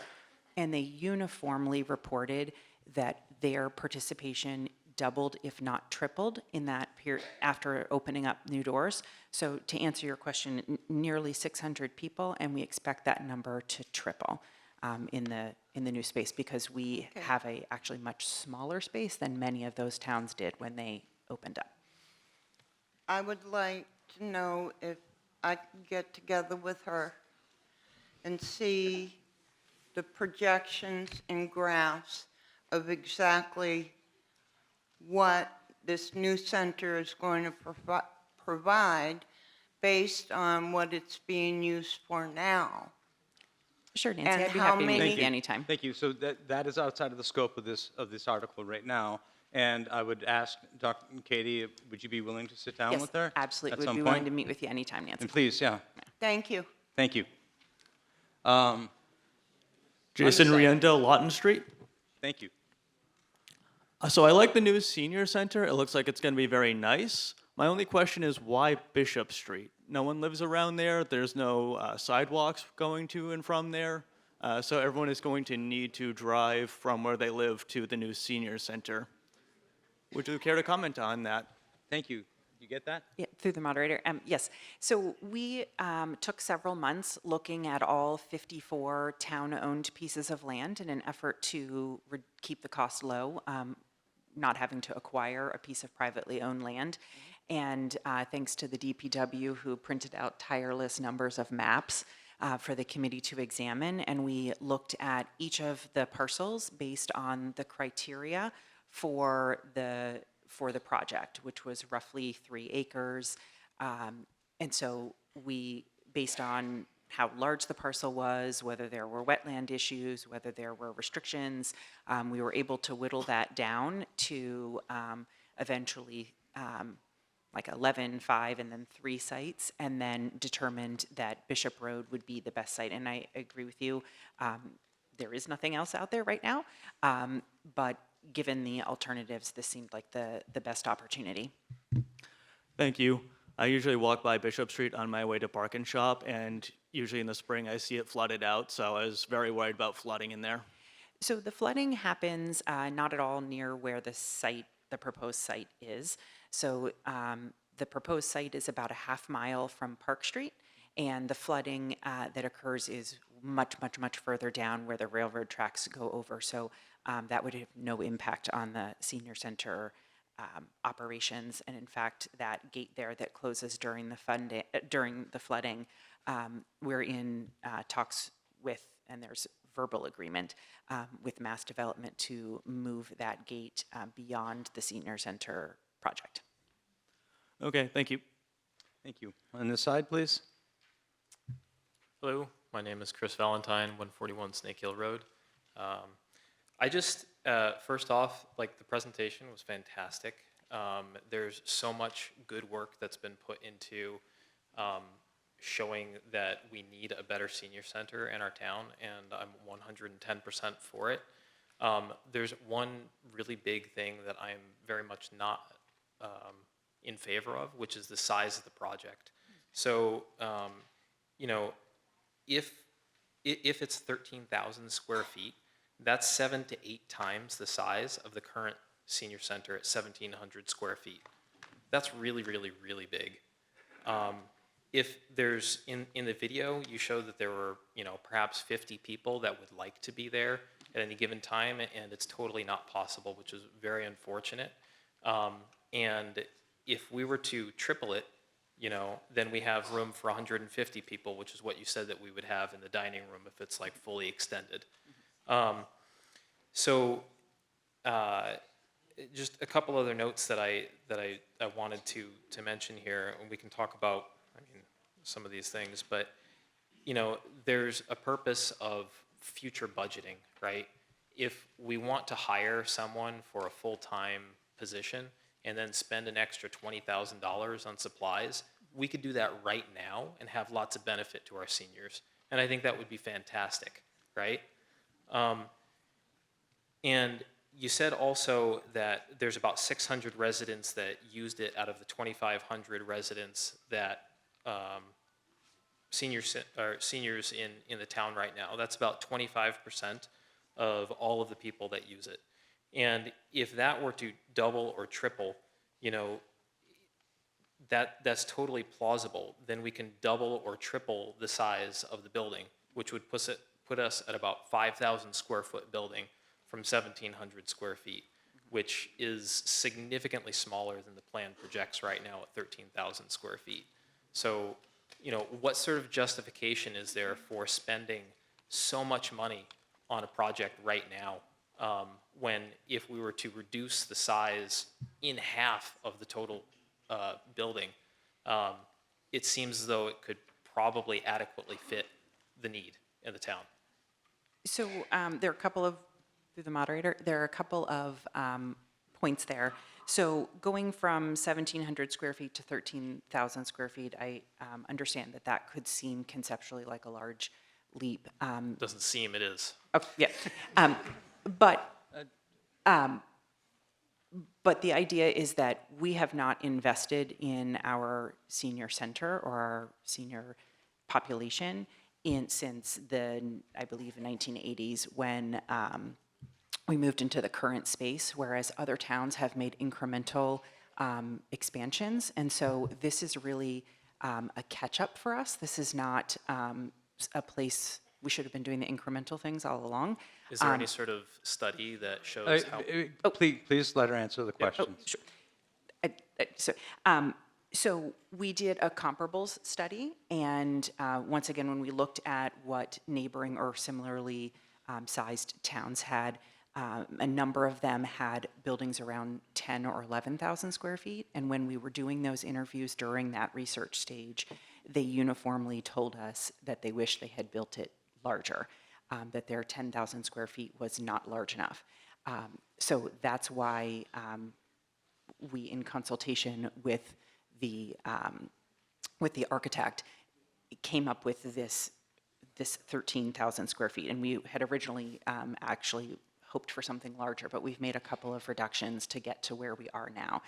In fact, 2 members of the Groton Council on Aging were just in my office last week, and they were lamenting about how they thought at the time that 10,000 square feet was such a big number and that they would never be able to fill it. And about 5 years, I believe, that senior center has been open. It's now full. There are sitting people in the hallway to do meetings because there's not enough meeting space. They, in fact, and Vertex will appreciate this, they said that they wished that they had built it according to the specifications of Littleton, which is a larger town than us and therefore has a larger senior center. But we really thoroughly researched where we thought we needed to be, back in 2018 when we conducted the first feasibility study and asked the residents of Ayer what they wanted to be able to do in a senior center. So we really compiled all those things together to come up with that. If I recall, you said something like, well, we could hire someone else or spend more now. Unfortunately, we can't. I literally don't have another place to put another desk. I can't put another, I'd love to hire another staff member, even to just help now, but there's not another desk, another space for a desk. There's not any more space to do more programs in the space we are. We are just bursting at the seams. I understand. So I just can't, I just want to reiterate lastly is that a building this large, I know we've cut back on it in previous presentations. I think one was close to like 25,000 square feet or something like that. Large, but yeah. Or perhaps maybe that was the total square footage of the entire lot that it was to be built on. But I don't think a project like this would have taken so long to be able to pass if it were smaller and more conservative. It's just too large. So something a little bit smaller, and you'd have my vote. But I have to dissent tonight. It's too big. Thank you. Thank you. On this side, please. Adam Carrier, 57 Cambridge Street. I really don't have a whole lot to add to what the other gentleman put on. The price tag is a little frightening to me, frankly, and the tax increase, although it might seem moderate, is would be a burden for my family. I do note that the Finance Committee is noted as having not recommended this project or not recommended this way of funding the project on the docket, and I was just wondering if anyone here could speak to that and their concerns. Thank Mr. you. Moderator, before you Yes. entertain that, I just want to make a correction on the warrant note. The vote was 2 to 1 to 1, which unfortunately is represented as a not recommend, but in fact, that should be recommend. No, it's not recommend. It should be, it's 2 to 1 to 1. 2 voted no, 1 voted yes, 1 abstained. And an abstention does not count as a vote. Well, it still is not recommended. It's 2 to 1. It's 2 to 1. 2 to 1 against. 2 to 1 again. Oh, it's 2 to 1 no? Did I misunderstand? Oh, never mind then, I apologize.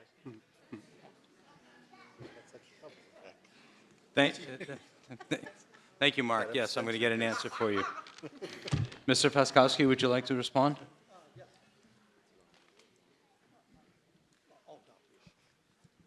Hi, Kurt, can everyone hear me? Okay, good, thanks. Kurt Friskowski, Chair of the Finance Committee. Thank you for the question. The question was why there was 2 votes to not recommend?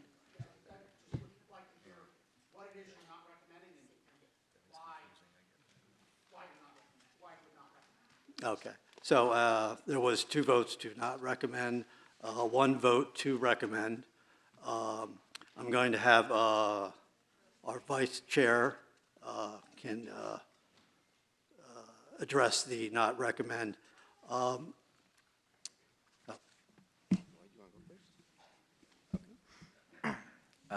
wrote a note so I wouldn't ramble on.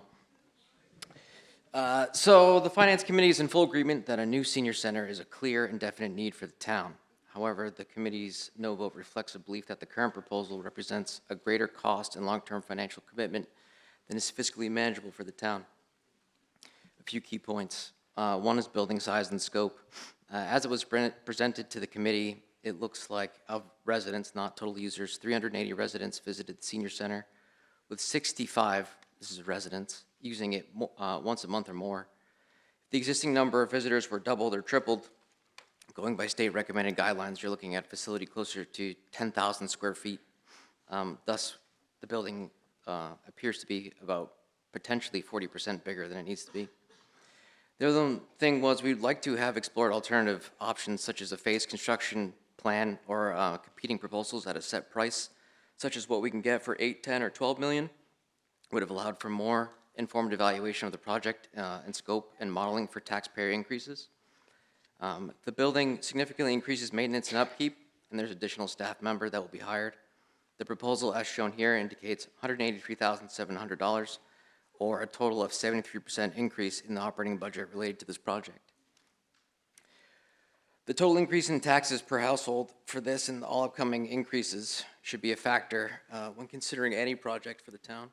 And the median taxpayer can expect to pay $143, which was presented earlier, for the senior center project. And there's also an anticipated 2.5% tax increase for the total omnibus budget and the school assessment. This means the median household will have a minimum charge of $473 to their tax bill, assuming that there's no construction costs and if the grant falls through. So I think as a committee, we're not ideologically opposed to this project and just want the public to be aware that of the numbers and they can make an informed decision. And if the town approves the project, the Finance Committee will happily stand behind the residents, but we just want to make sure everyone understands the cost and impact. Thank you, Mr. Thank you, Seeley. Mr. Moderator? Mr. Moderator? I'm sorry. Mr. Moderator, can I provide a point of clarification? Okay, sure. I just wanted to point out that our existing utilization is impacted greatly by our facility.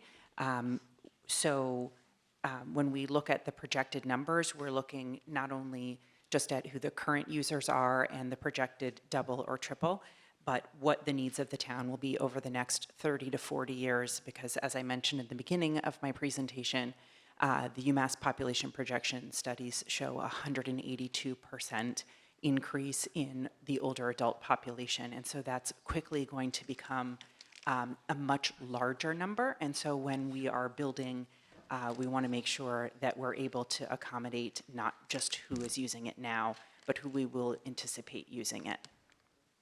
Thank you. We have people standing and making, I have a movement, I'm sorry. Please come to, if you choose to move the question, okay, I would like you to come to the mic. We have people waiting to speak at this point. Mr. Seckman? Eric Seckman, Church Street, also a member of the Finance Committee, and I did vote to not recommend the proposal, echoing much of what has been said by the last couple people that spoke, including Vice Chair Andrew. I think we all understand that the current situation is not ideal, and the town would greatly benefit from a new senior center. That is not the point of contention. The point of contention on my part is the expense of the proposed senior center. Through various meetings and discussions, it did not appear that the committee really considered other designs, other sizes, knocking off the second floor, going back to the architect and saying, hey, what could we get for X square feet? What would it look like? What could we get for X number of dollars? What would that look like? It appears they took the list of all the wants and the wish list, and it appears that they just got all of it, which is fine. A lot of people have to decide how are we going to finance or purchase a big thing. Families do it all the time. School systems do it. Businesses do it. They don't get to just say, well, this is everything we want, and this is the cost of it, so we're going to do it. There's financial considerations there, and I don't believe that the committee seriously took into consideration whether or not it was palatable for the residents of the town or financially feasible for the residents of the town, especially considering the project does impact a lot of people that don't use the senior center, because they're just not of the age. I'm just talking. Thank you. Hold on. No, I've lost my train of thought. I will stop there. Thank you. Excuse me, please. Maintain some decorum. Ms. Withy. Thank you. March Withy, 11 Groton Shirley Road. I use the senior center. This is a project the seniors that use the center do not want. They think it's too large. The ones that pay taxes do not want it. But I am... Excuse me, please. But, Excuse me Mr. for a Moderator, moment. I have 3 questions. Thank you. I was just going to ask. I have 3 questions. No, just one moment, please, First Mark. of all... I'm going to ask the people who assembled here this evening to show patience and be polite. Booing, clapping, we're going to dispense. Please dispense with that now. Okay, please, That's Marge, okay. go for it. I was a teacher. I was a teacher. They can... First of all... Excuse me, I have a point of order being called. He's in back of me. Again, thank you. We have people waiting at the microphone. One employee to run the kitchen, to do activities, to do the newsletter. I'm unsure. Is it one employee for the kitchen? So the question is, who's the employee I would be hiring? I would hire a program coordinator who would be in charge of planning the programming for the building, as well as the setting and resetting of rooms, as well as the newsletter. Okay, so Denise is cooking? So the town of Ayer is lucky to have a dining coordinator position already as part of the town's payroll. And so in a new space, it won't be Denise. but we will have a dining coordinator who's in charge of preparing the meals.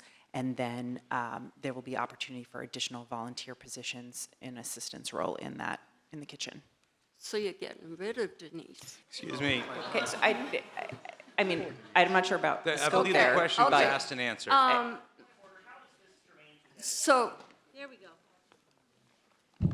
so Yes. Air Thank you. seniors, are they a priority in this new senior center? Of course. We don't have priority now. Excuse me. So, no, I'm just Mark, excuse me, asking Ms. because Withy. you're asking us to pay for the new senior center. out Ms. of our Withy, tax- I'm going to ask you to please pause. We're But it's our discussing it. tax- We're discussing a debt exclusion It's for out a of our building. taxes. It's our tax money. I'd be happy to address what the common practices We are have for done senior this centers. all for years now. So senior centers are open to residents of all towns. We cannot use other Residents- senior centers. So Okay. And you I can't have go to on ask you to trips. stop Okay. arguing. And the other question, you mentioned the flooding. Are we, who's taking care of the flooding from Park Street? Because I would go down that street to get to it. Again, Would thank I you for have your to go question. How down? is this relevant to the debt exclusion? Because, I don't believe it is. okay, Thank you. okay. But if I can't get to the center, I Can I- appreciate can that you I- would like to argue with me this Through, evening. through the moderator, I can provide a point of clarification. Please do. So the town of Ayer is in talks with Mass Development. Thank you. And there is a verbal agreement in place to move the gate to 400 feet beyond the proposed entrance Okay. of the senior center, which would mean that the gate's openness or closure Okay. due to flooding that is much further down the road would have zero impact on senior center operations. Thank you, Katie. okay, Now, thank you. I'm going to remind the folks in the room. This evening, we're discussing whether or not there will be a ballot question on November 4th for a vote. There is a ballot question. It has to pass. This has to pass here this evening, and then we have an election where you can go and vote yes or no about the senior center. So we're going to please stay focused on this article this evening. And there's this gentleman to my right, please. Thank you. Mike Hallel, Pleasant Street. Through you, Mr. Moderator, first I want to thank all of the committees and the Select Board for the superb due diligence that has been conducted on this program and on this plan. The plan itself, not just the size, but the capacity and the different services that this facility will capacitate is absolutely fit for purpose. And fit for purpose is not just the size of a facility. It is how it's laid out. It is the well-thought-out things for the needs and concerns of many different needs for many different seniors.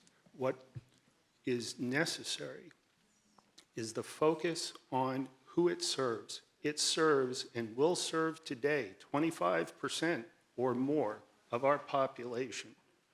And through the years, it's going to serve every single resident of Ayer once you reach a certain age. Further, and with the help and good luck and good health, it's going to serve every resident of Ayer for 20 to 40 years of their life. And that is worth it. If we do not invest in our community, in our people, in our neighbors, in our mothers, and our fathers, and our children who will someday be seniors, because we're all going to be seniors at some point, then what are we investing in? This is a good plan. I approve the debt exclusion, and thank you. Thank you. Please, please. On this side, please. Ms. Stoddard? My name is Marion's daughters, and I live at 204 Autumn Ridge Drive. And I would like to speak strongly in support of the new center, the senior center. And would like to say that I lived in Groton for 56 years before moving to Ayer about 7 or 8 years ago. At about the same time, the Groton Community Center was being constructed. I spoke by telephone today with the executive director of the Groton Center today about tonight's meeting. I asked her if she had any advice for us. And she said, yes, she said, everyone should know that this is not a nursing home that's being constructed, that this is being constructed for the benefit of everyone in Ayer. And I also spoke with her about Groton being able to provide services to people from Ayer, because I know many people from Ayer are going to Groton for their programs. And so they are still able to accommodate people from Ayer, but they are so filled with people who are using their services that she doesn't believe that they will be able to accommodate people from other towns soon. And so I think that it's important for people to know that everyone in Ayer would benefit from this new center, not just the older people like myself, but everyone. And one of the things that I think that the town of Ayer is lacking and that the senior center could provide is space for meetings. I know that at the library here in Ayer, they have some wonderful programs, but they are so limited in space for people to attend that it just seems really a shame, and that we don't have a place in Ayer for programs that will accommodate everyone and provide parking. And I think it would be great that the new senior center in Ayer, if room were provided for other programs. And I know yesterday I was at the Groton Senior Center for a program that was given by the Groton History Center. And the program that was provided was by the National River Watershed Association. And the room was nearly packed. But there was no other facility in Groton that was as attractive or as provided the parking that they had that could have accommodated this program. So I think that Ayer would benefit, that everyone in Ayer would benefit by the construction of new Ayer so-called senior center. Thank you. But Thank it's you. a center for everyone. Thank you.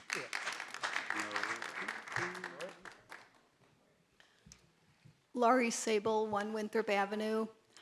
As a senior and a taxpayer, I am 110% in favor of this project. No ifs, ands, or buts.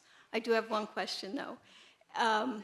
At a presentation that Katie gave a few months ago at Town Hall, an info session, you factored out the amount that we would be paying on our taxes a little bit more granularly. In other words, I saw a bunch of numbers that Mr. Pomprian also put up on the screen about our tax burdens, but I'm wondering how little I will be paying per month, for example. as a taxpayer. I think if we see numbers like that, I think the argument for the new senior center is a little bit more compelling. So I'm curious. I think I just got the answer from the person in back of me, $12 a month. That seems like a very small price to pay. Thank you. Katie, you're all set with that answer? Thank you. On this side, please. Good evening, Mr. Moderator. Christine Goulet, 15 Deer Run. Just a clarification question, and this is geared towards conservation agent. I'm just curious about what the actual parcel is currently now, the environmental impact, and many comments have been made tonight about the flooding. And as my understanding, when the gate closes, it helps protect that amphibians that are crossing the road, most likely including endangered species. And so there's talk about putting the gate back, and I just want confirmation that that our amphibians still can safely cross the road. What would be the environmental impact? And if possible, it would be great to have a map that's pulled up. It's been talked about the gate being moved. I would appreciate a visual to say, you know, this is where the flooding is happening, where the crossings are happening, where the gate will be moved, and where the actual building would be placed. So I appreciate the clarification on that. Thank you. Thank you. I think Mr. Von Skalkwyk's going to. Yeah, Mr. Moderator, I'll tackle a bit of the environmental. So the proposed site is not located within a 100-foot buffer of any wetlands. It's not located within a flood zone. It is, however, located within a priority habitat, natural heritage endangered species program. So there's permitting ongoing through that, and the committee's been actively working on that and been able to get ahead of the game, because usually you get the project, funding before you can actually do that. And so we've been working with the natural heritage folks, and we expect that to move forward. Additionally, so yeah, that's kind of the major permitting that's on the site. There is an ACEC as well, so it has to go through the MEPA process, but that comes after you've got the project, the design developed further along. Mr. Moderator, may I ask a follow-up question? Could you clarify what are the steps you need to do since you are in critical habitat? Are you looking at, passages for amphibians to go underground? What sort of things are you looking at to make sure that the critical habitat is protected? Thank you. So, really that's going to be between us and Natural Heritage as we further design the project. We're going to work with them, show them our plans, and they'll tell us, yes, do this, no, do that. Here's some restrictions you have. But, working with them so far, this, it's something they're going to be able to permit, but there's just going to be, some restrictions to it, but we'll be able to design and make it work to fit the habitat of the area. Yeah. Thank you. I think it's kind of early in the process, but he's working with them. Yeah. Okay, Yeah, thank you for clarifying. On this side, Carolyn? Hi, I'm Carolyn McCreary, 6 Wachusett Avenue East. There's been, talk about the expense of this, but I'd like to broaden our view as to what actually the town has and what this project is asking of the town. Currently, we have $8,184,000 in capital stabilization. This project is asking not for $8 million, but for 2 from that pile of 8. We currently have $3,182,000 in UDAG funds, of which $1 million would be used for this project.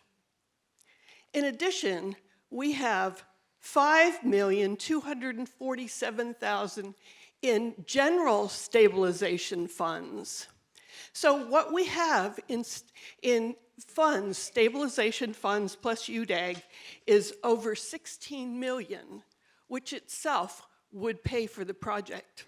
Not that I'm asking that we do it that way. I think what we're proposing is good, but it's something that will not break the bank of this town.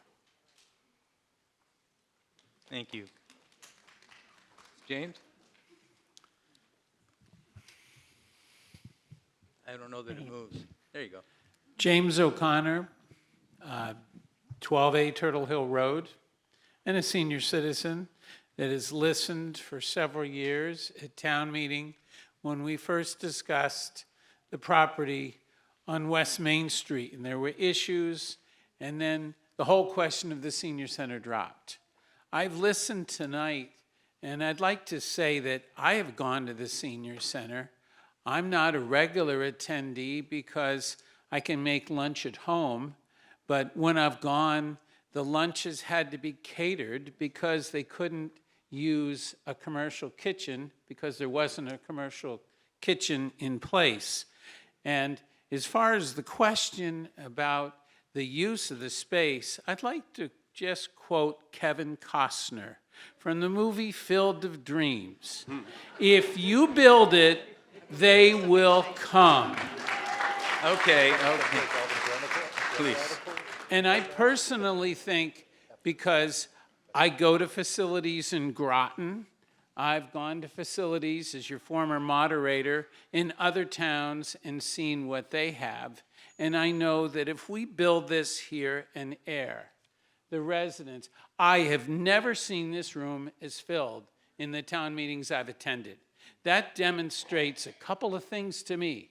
A concerted interest in our elderly or our senior citizens, and a need that we see to try to facilitate that. I want to congratulate the committee and all the people that put an incredible amount of work into putting this together, because as an accountant, I looked at the numbers. It's really impressive, and I think the space, because I do geriatric case management, I know of people that have ADA difficulties. They don't go to places because they're afraid to go.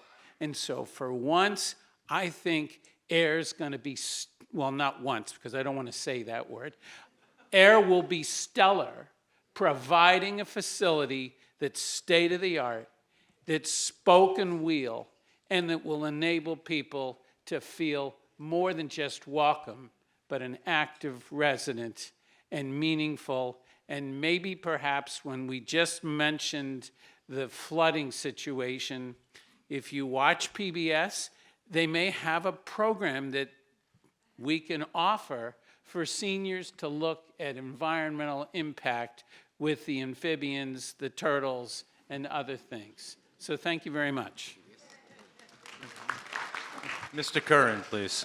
Dennis Curran, Pleasant Street. I am a member of the Council on Aging Board, as well as one of the building committee members who has been working on this over the last couple of 3 years. So as to the size of the building, it's hard. I understand that you divide 13,000 by 1,700 square feet and you get something that you think is way too big for the town's needs. I can assure the assembly here that all the senior center directors that we spoke with, and we spoke with many, Sterling, West Boylston, Groton, Littleton, North Andover, Situate, the universal sense was that you shouldn't build it too small because, as Mr. O'Connor said, if you build it, they will come. I spoke with the senior center director in Littleton this afternoon, and as many people may know, they just opened their new senior center 5 months ago, I believe, in the middle of May. And that's a building that's a little over 15,000 square feet. And she has reported that in the 3 months since they've been keeping track compared to the 3 months last year, they've had a 147% increase in sign-ins. That is, they are getting 1,300 additional sign-ins each month that they didn't have before. In fact, she is bemoaning the fact that now they're trying to figure out how to schedule additional fitness classes because the current fitness classes are all oversubscribed. I think that the bigger danger for the town meeting tonight is if we build it too small, it will not adequately meet the needs of the community for the next 50 to 75 years. This is not a temporary structure. This is a municipal structure which will be outlasting all of us. And I think we owe it to the future generations of people in Ayer to build something that they can be proud of. 1.2% of the town's budget is not excessive in an effort to meet the needs of 25% of the town's population. Please. Becca? Rebecca Kranz, Washington Street. I am a young mother, and also I am the children's librarian in Ayer, but I am speaking strictly as a citizen. I feel that it is my ethical and moral obligation to serve our seniors because they serve our children. So they have paid for our parks and our schools, and I feel only the responsibility to pay it forward. And I'm speaking specifically to other young people who are involved in any civic engagement, which there are not many of us here. I think in order for us to, show support for our communities and show that we want people to stay in our towns, we need strong community supports like senior centers, so people want to buy into our town and stay here. Thank you. Thank you. Gentleman to the right. Moderator Murray Clark, Groton School Road. I'm a lifelong resident of Ayer. I've been involved in many, many projects in the town over the years, and the latest one being this building we're all in right now as chairman of the renovations and building of this. And I just urge everybody to vote in favor of the debt exclusion. The longer we wait to do this, the more expensive it's going to get, and the less you're going to get for your dollar. We found that out with this project. We certainly found that out with the Fields project. Every time that was postponed, yes, the money went down, but yes, we get less for our value every time. So I strongly urge that we vote in favor of this override, debt exclusion. Thank you. Thank you. On this side? Hi, Mr. Tillotson, Dan Gleason, Howard Street. I'd like to quickly echo a couple of other comments about the work that the committee's done. Mr. Callahan and Mr. Curran and his folks, as well as the town's people on what they've done. Also, I was about to make a comment similar to the woman before me, and also Mr. Clark. I was involved in the high school project, the Fields project. We asked senior citizens to step up with no children in the school system and support those projects, and they did. Mr. Clark was just one example of the many seniors who participated and helped us get the vote out and the support there. So I think we, as the woman said, pay it back to the senior community who supported the schools anytime I've asked, so I'm here to support them tonight. And then one quick question through you to the town's administrative team. In other times we've had large capital projects, we put out a debt sheet that show, because debt is being paid off every year, correct? So what you're seeing the number tonight isn't just, you're adding that on top of what's already there, but what's already there is going to be dropping as debt is paid off. So I know, for example, the middle school contribution to the Ayer Shirley Regional Middle School is up in a year or two. The high school, I think, is up in about 5 or 6 years. So there's other capital, I'm sure, is coming off. So I don't know if anyone on the administrative side of the town can speak to other debt that may be falling off, so that the number that was shown tonight isn't actually the full number of what people are going to see as an increase. It's going to be less than that. Mr. Moderator? Mr. Pomprion, yes. Through you, the town's finance manager, Barbara Tierney, I think would speak to that. Thank you. Yes, so debt does fall off every year, and I did specifically look at the general fund. So we do expect this, I looked from 28 on to 2031, and from 27 to 28, general fund only, we will have about $105,240 fall off. 29 will be another $111,248 fall off. 2030, $95,159 will fall off, and 2031, $118,334. And again, this is just for the general fund. Thank you. Yep. Thank you. And I'd like to make a motion to move the question. Moved and seconded. All in favor? Aye. Opposed? No. Okay, we're here to vote on the, thank you for your patience. We're here to vote on Article 10. 2/3 majority. All in favor of Article 10? Aye. Opposed? Motion carries 2/3. Thank you very much. I will entertain a motion to dissolve the meeting. Mr. Moderator, Yes? first, show up on November 4th, and I make a motion to dissolve the meeting. Yes, you can. Do I have a second? Seconded. Second. All in favor of dissolve? Aye. Thank you very much, everybody. Have a great evening.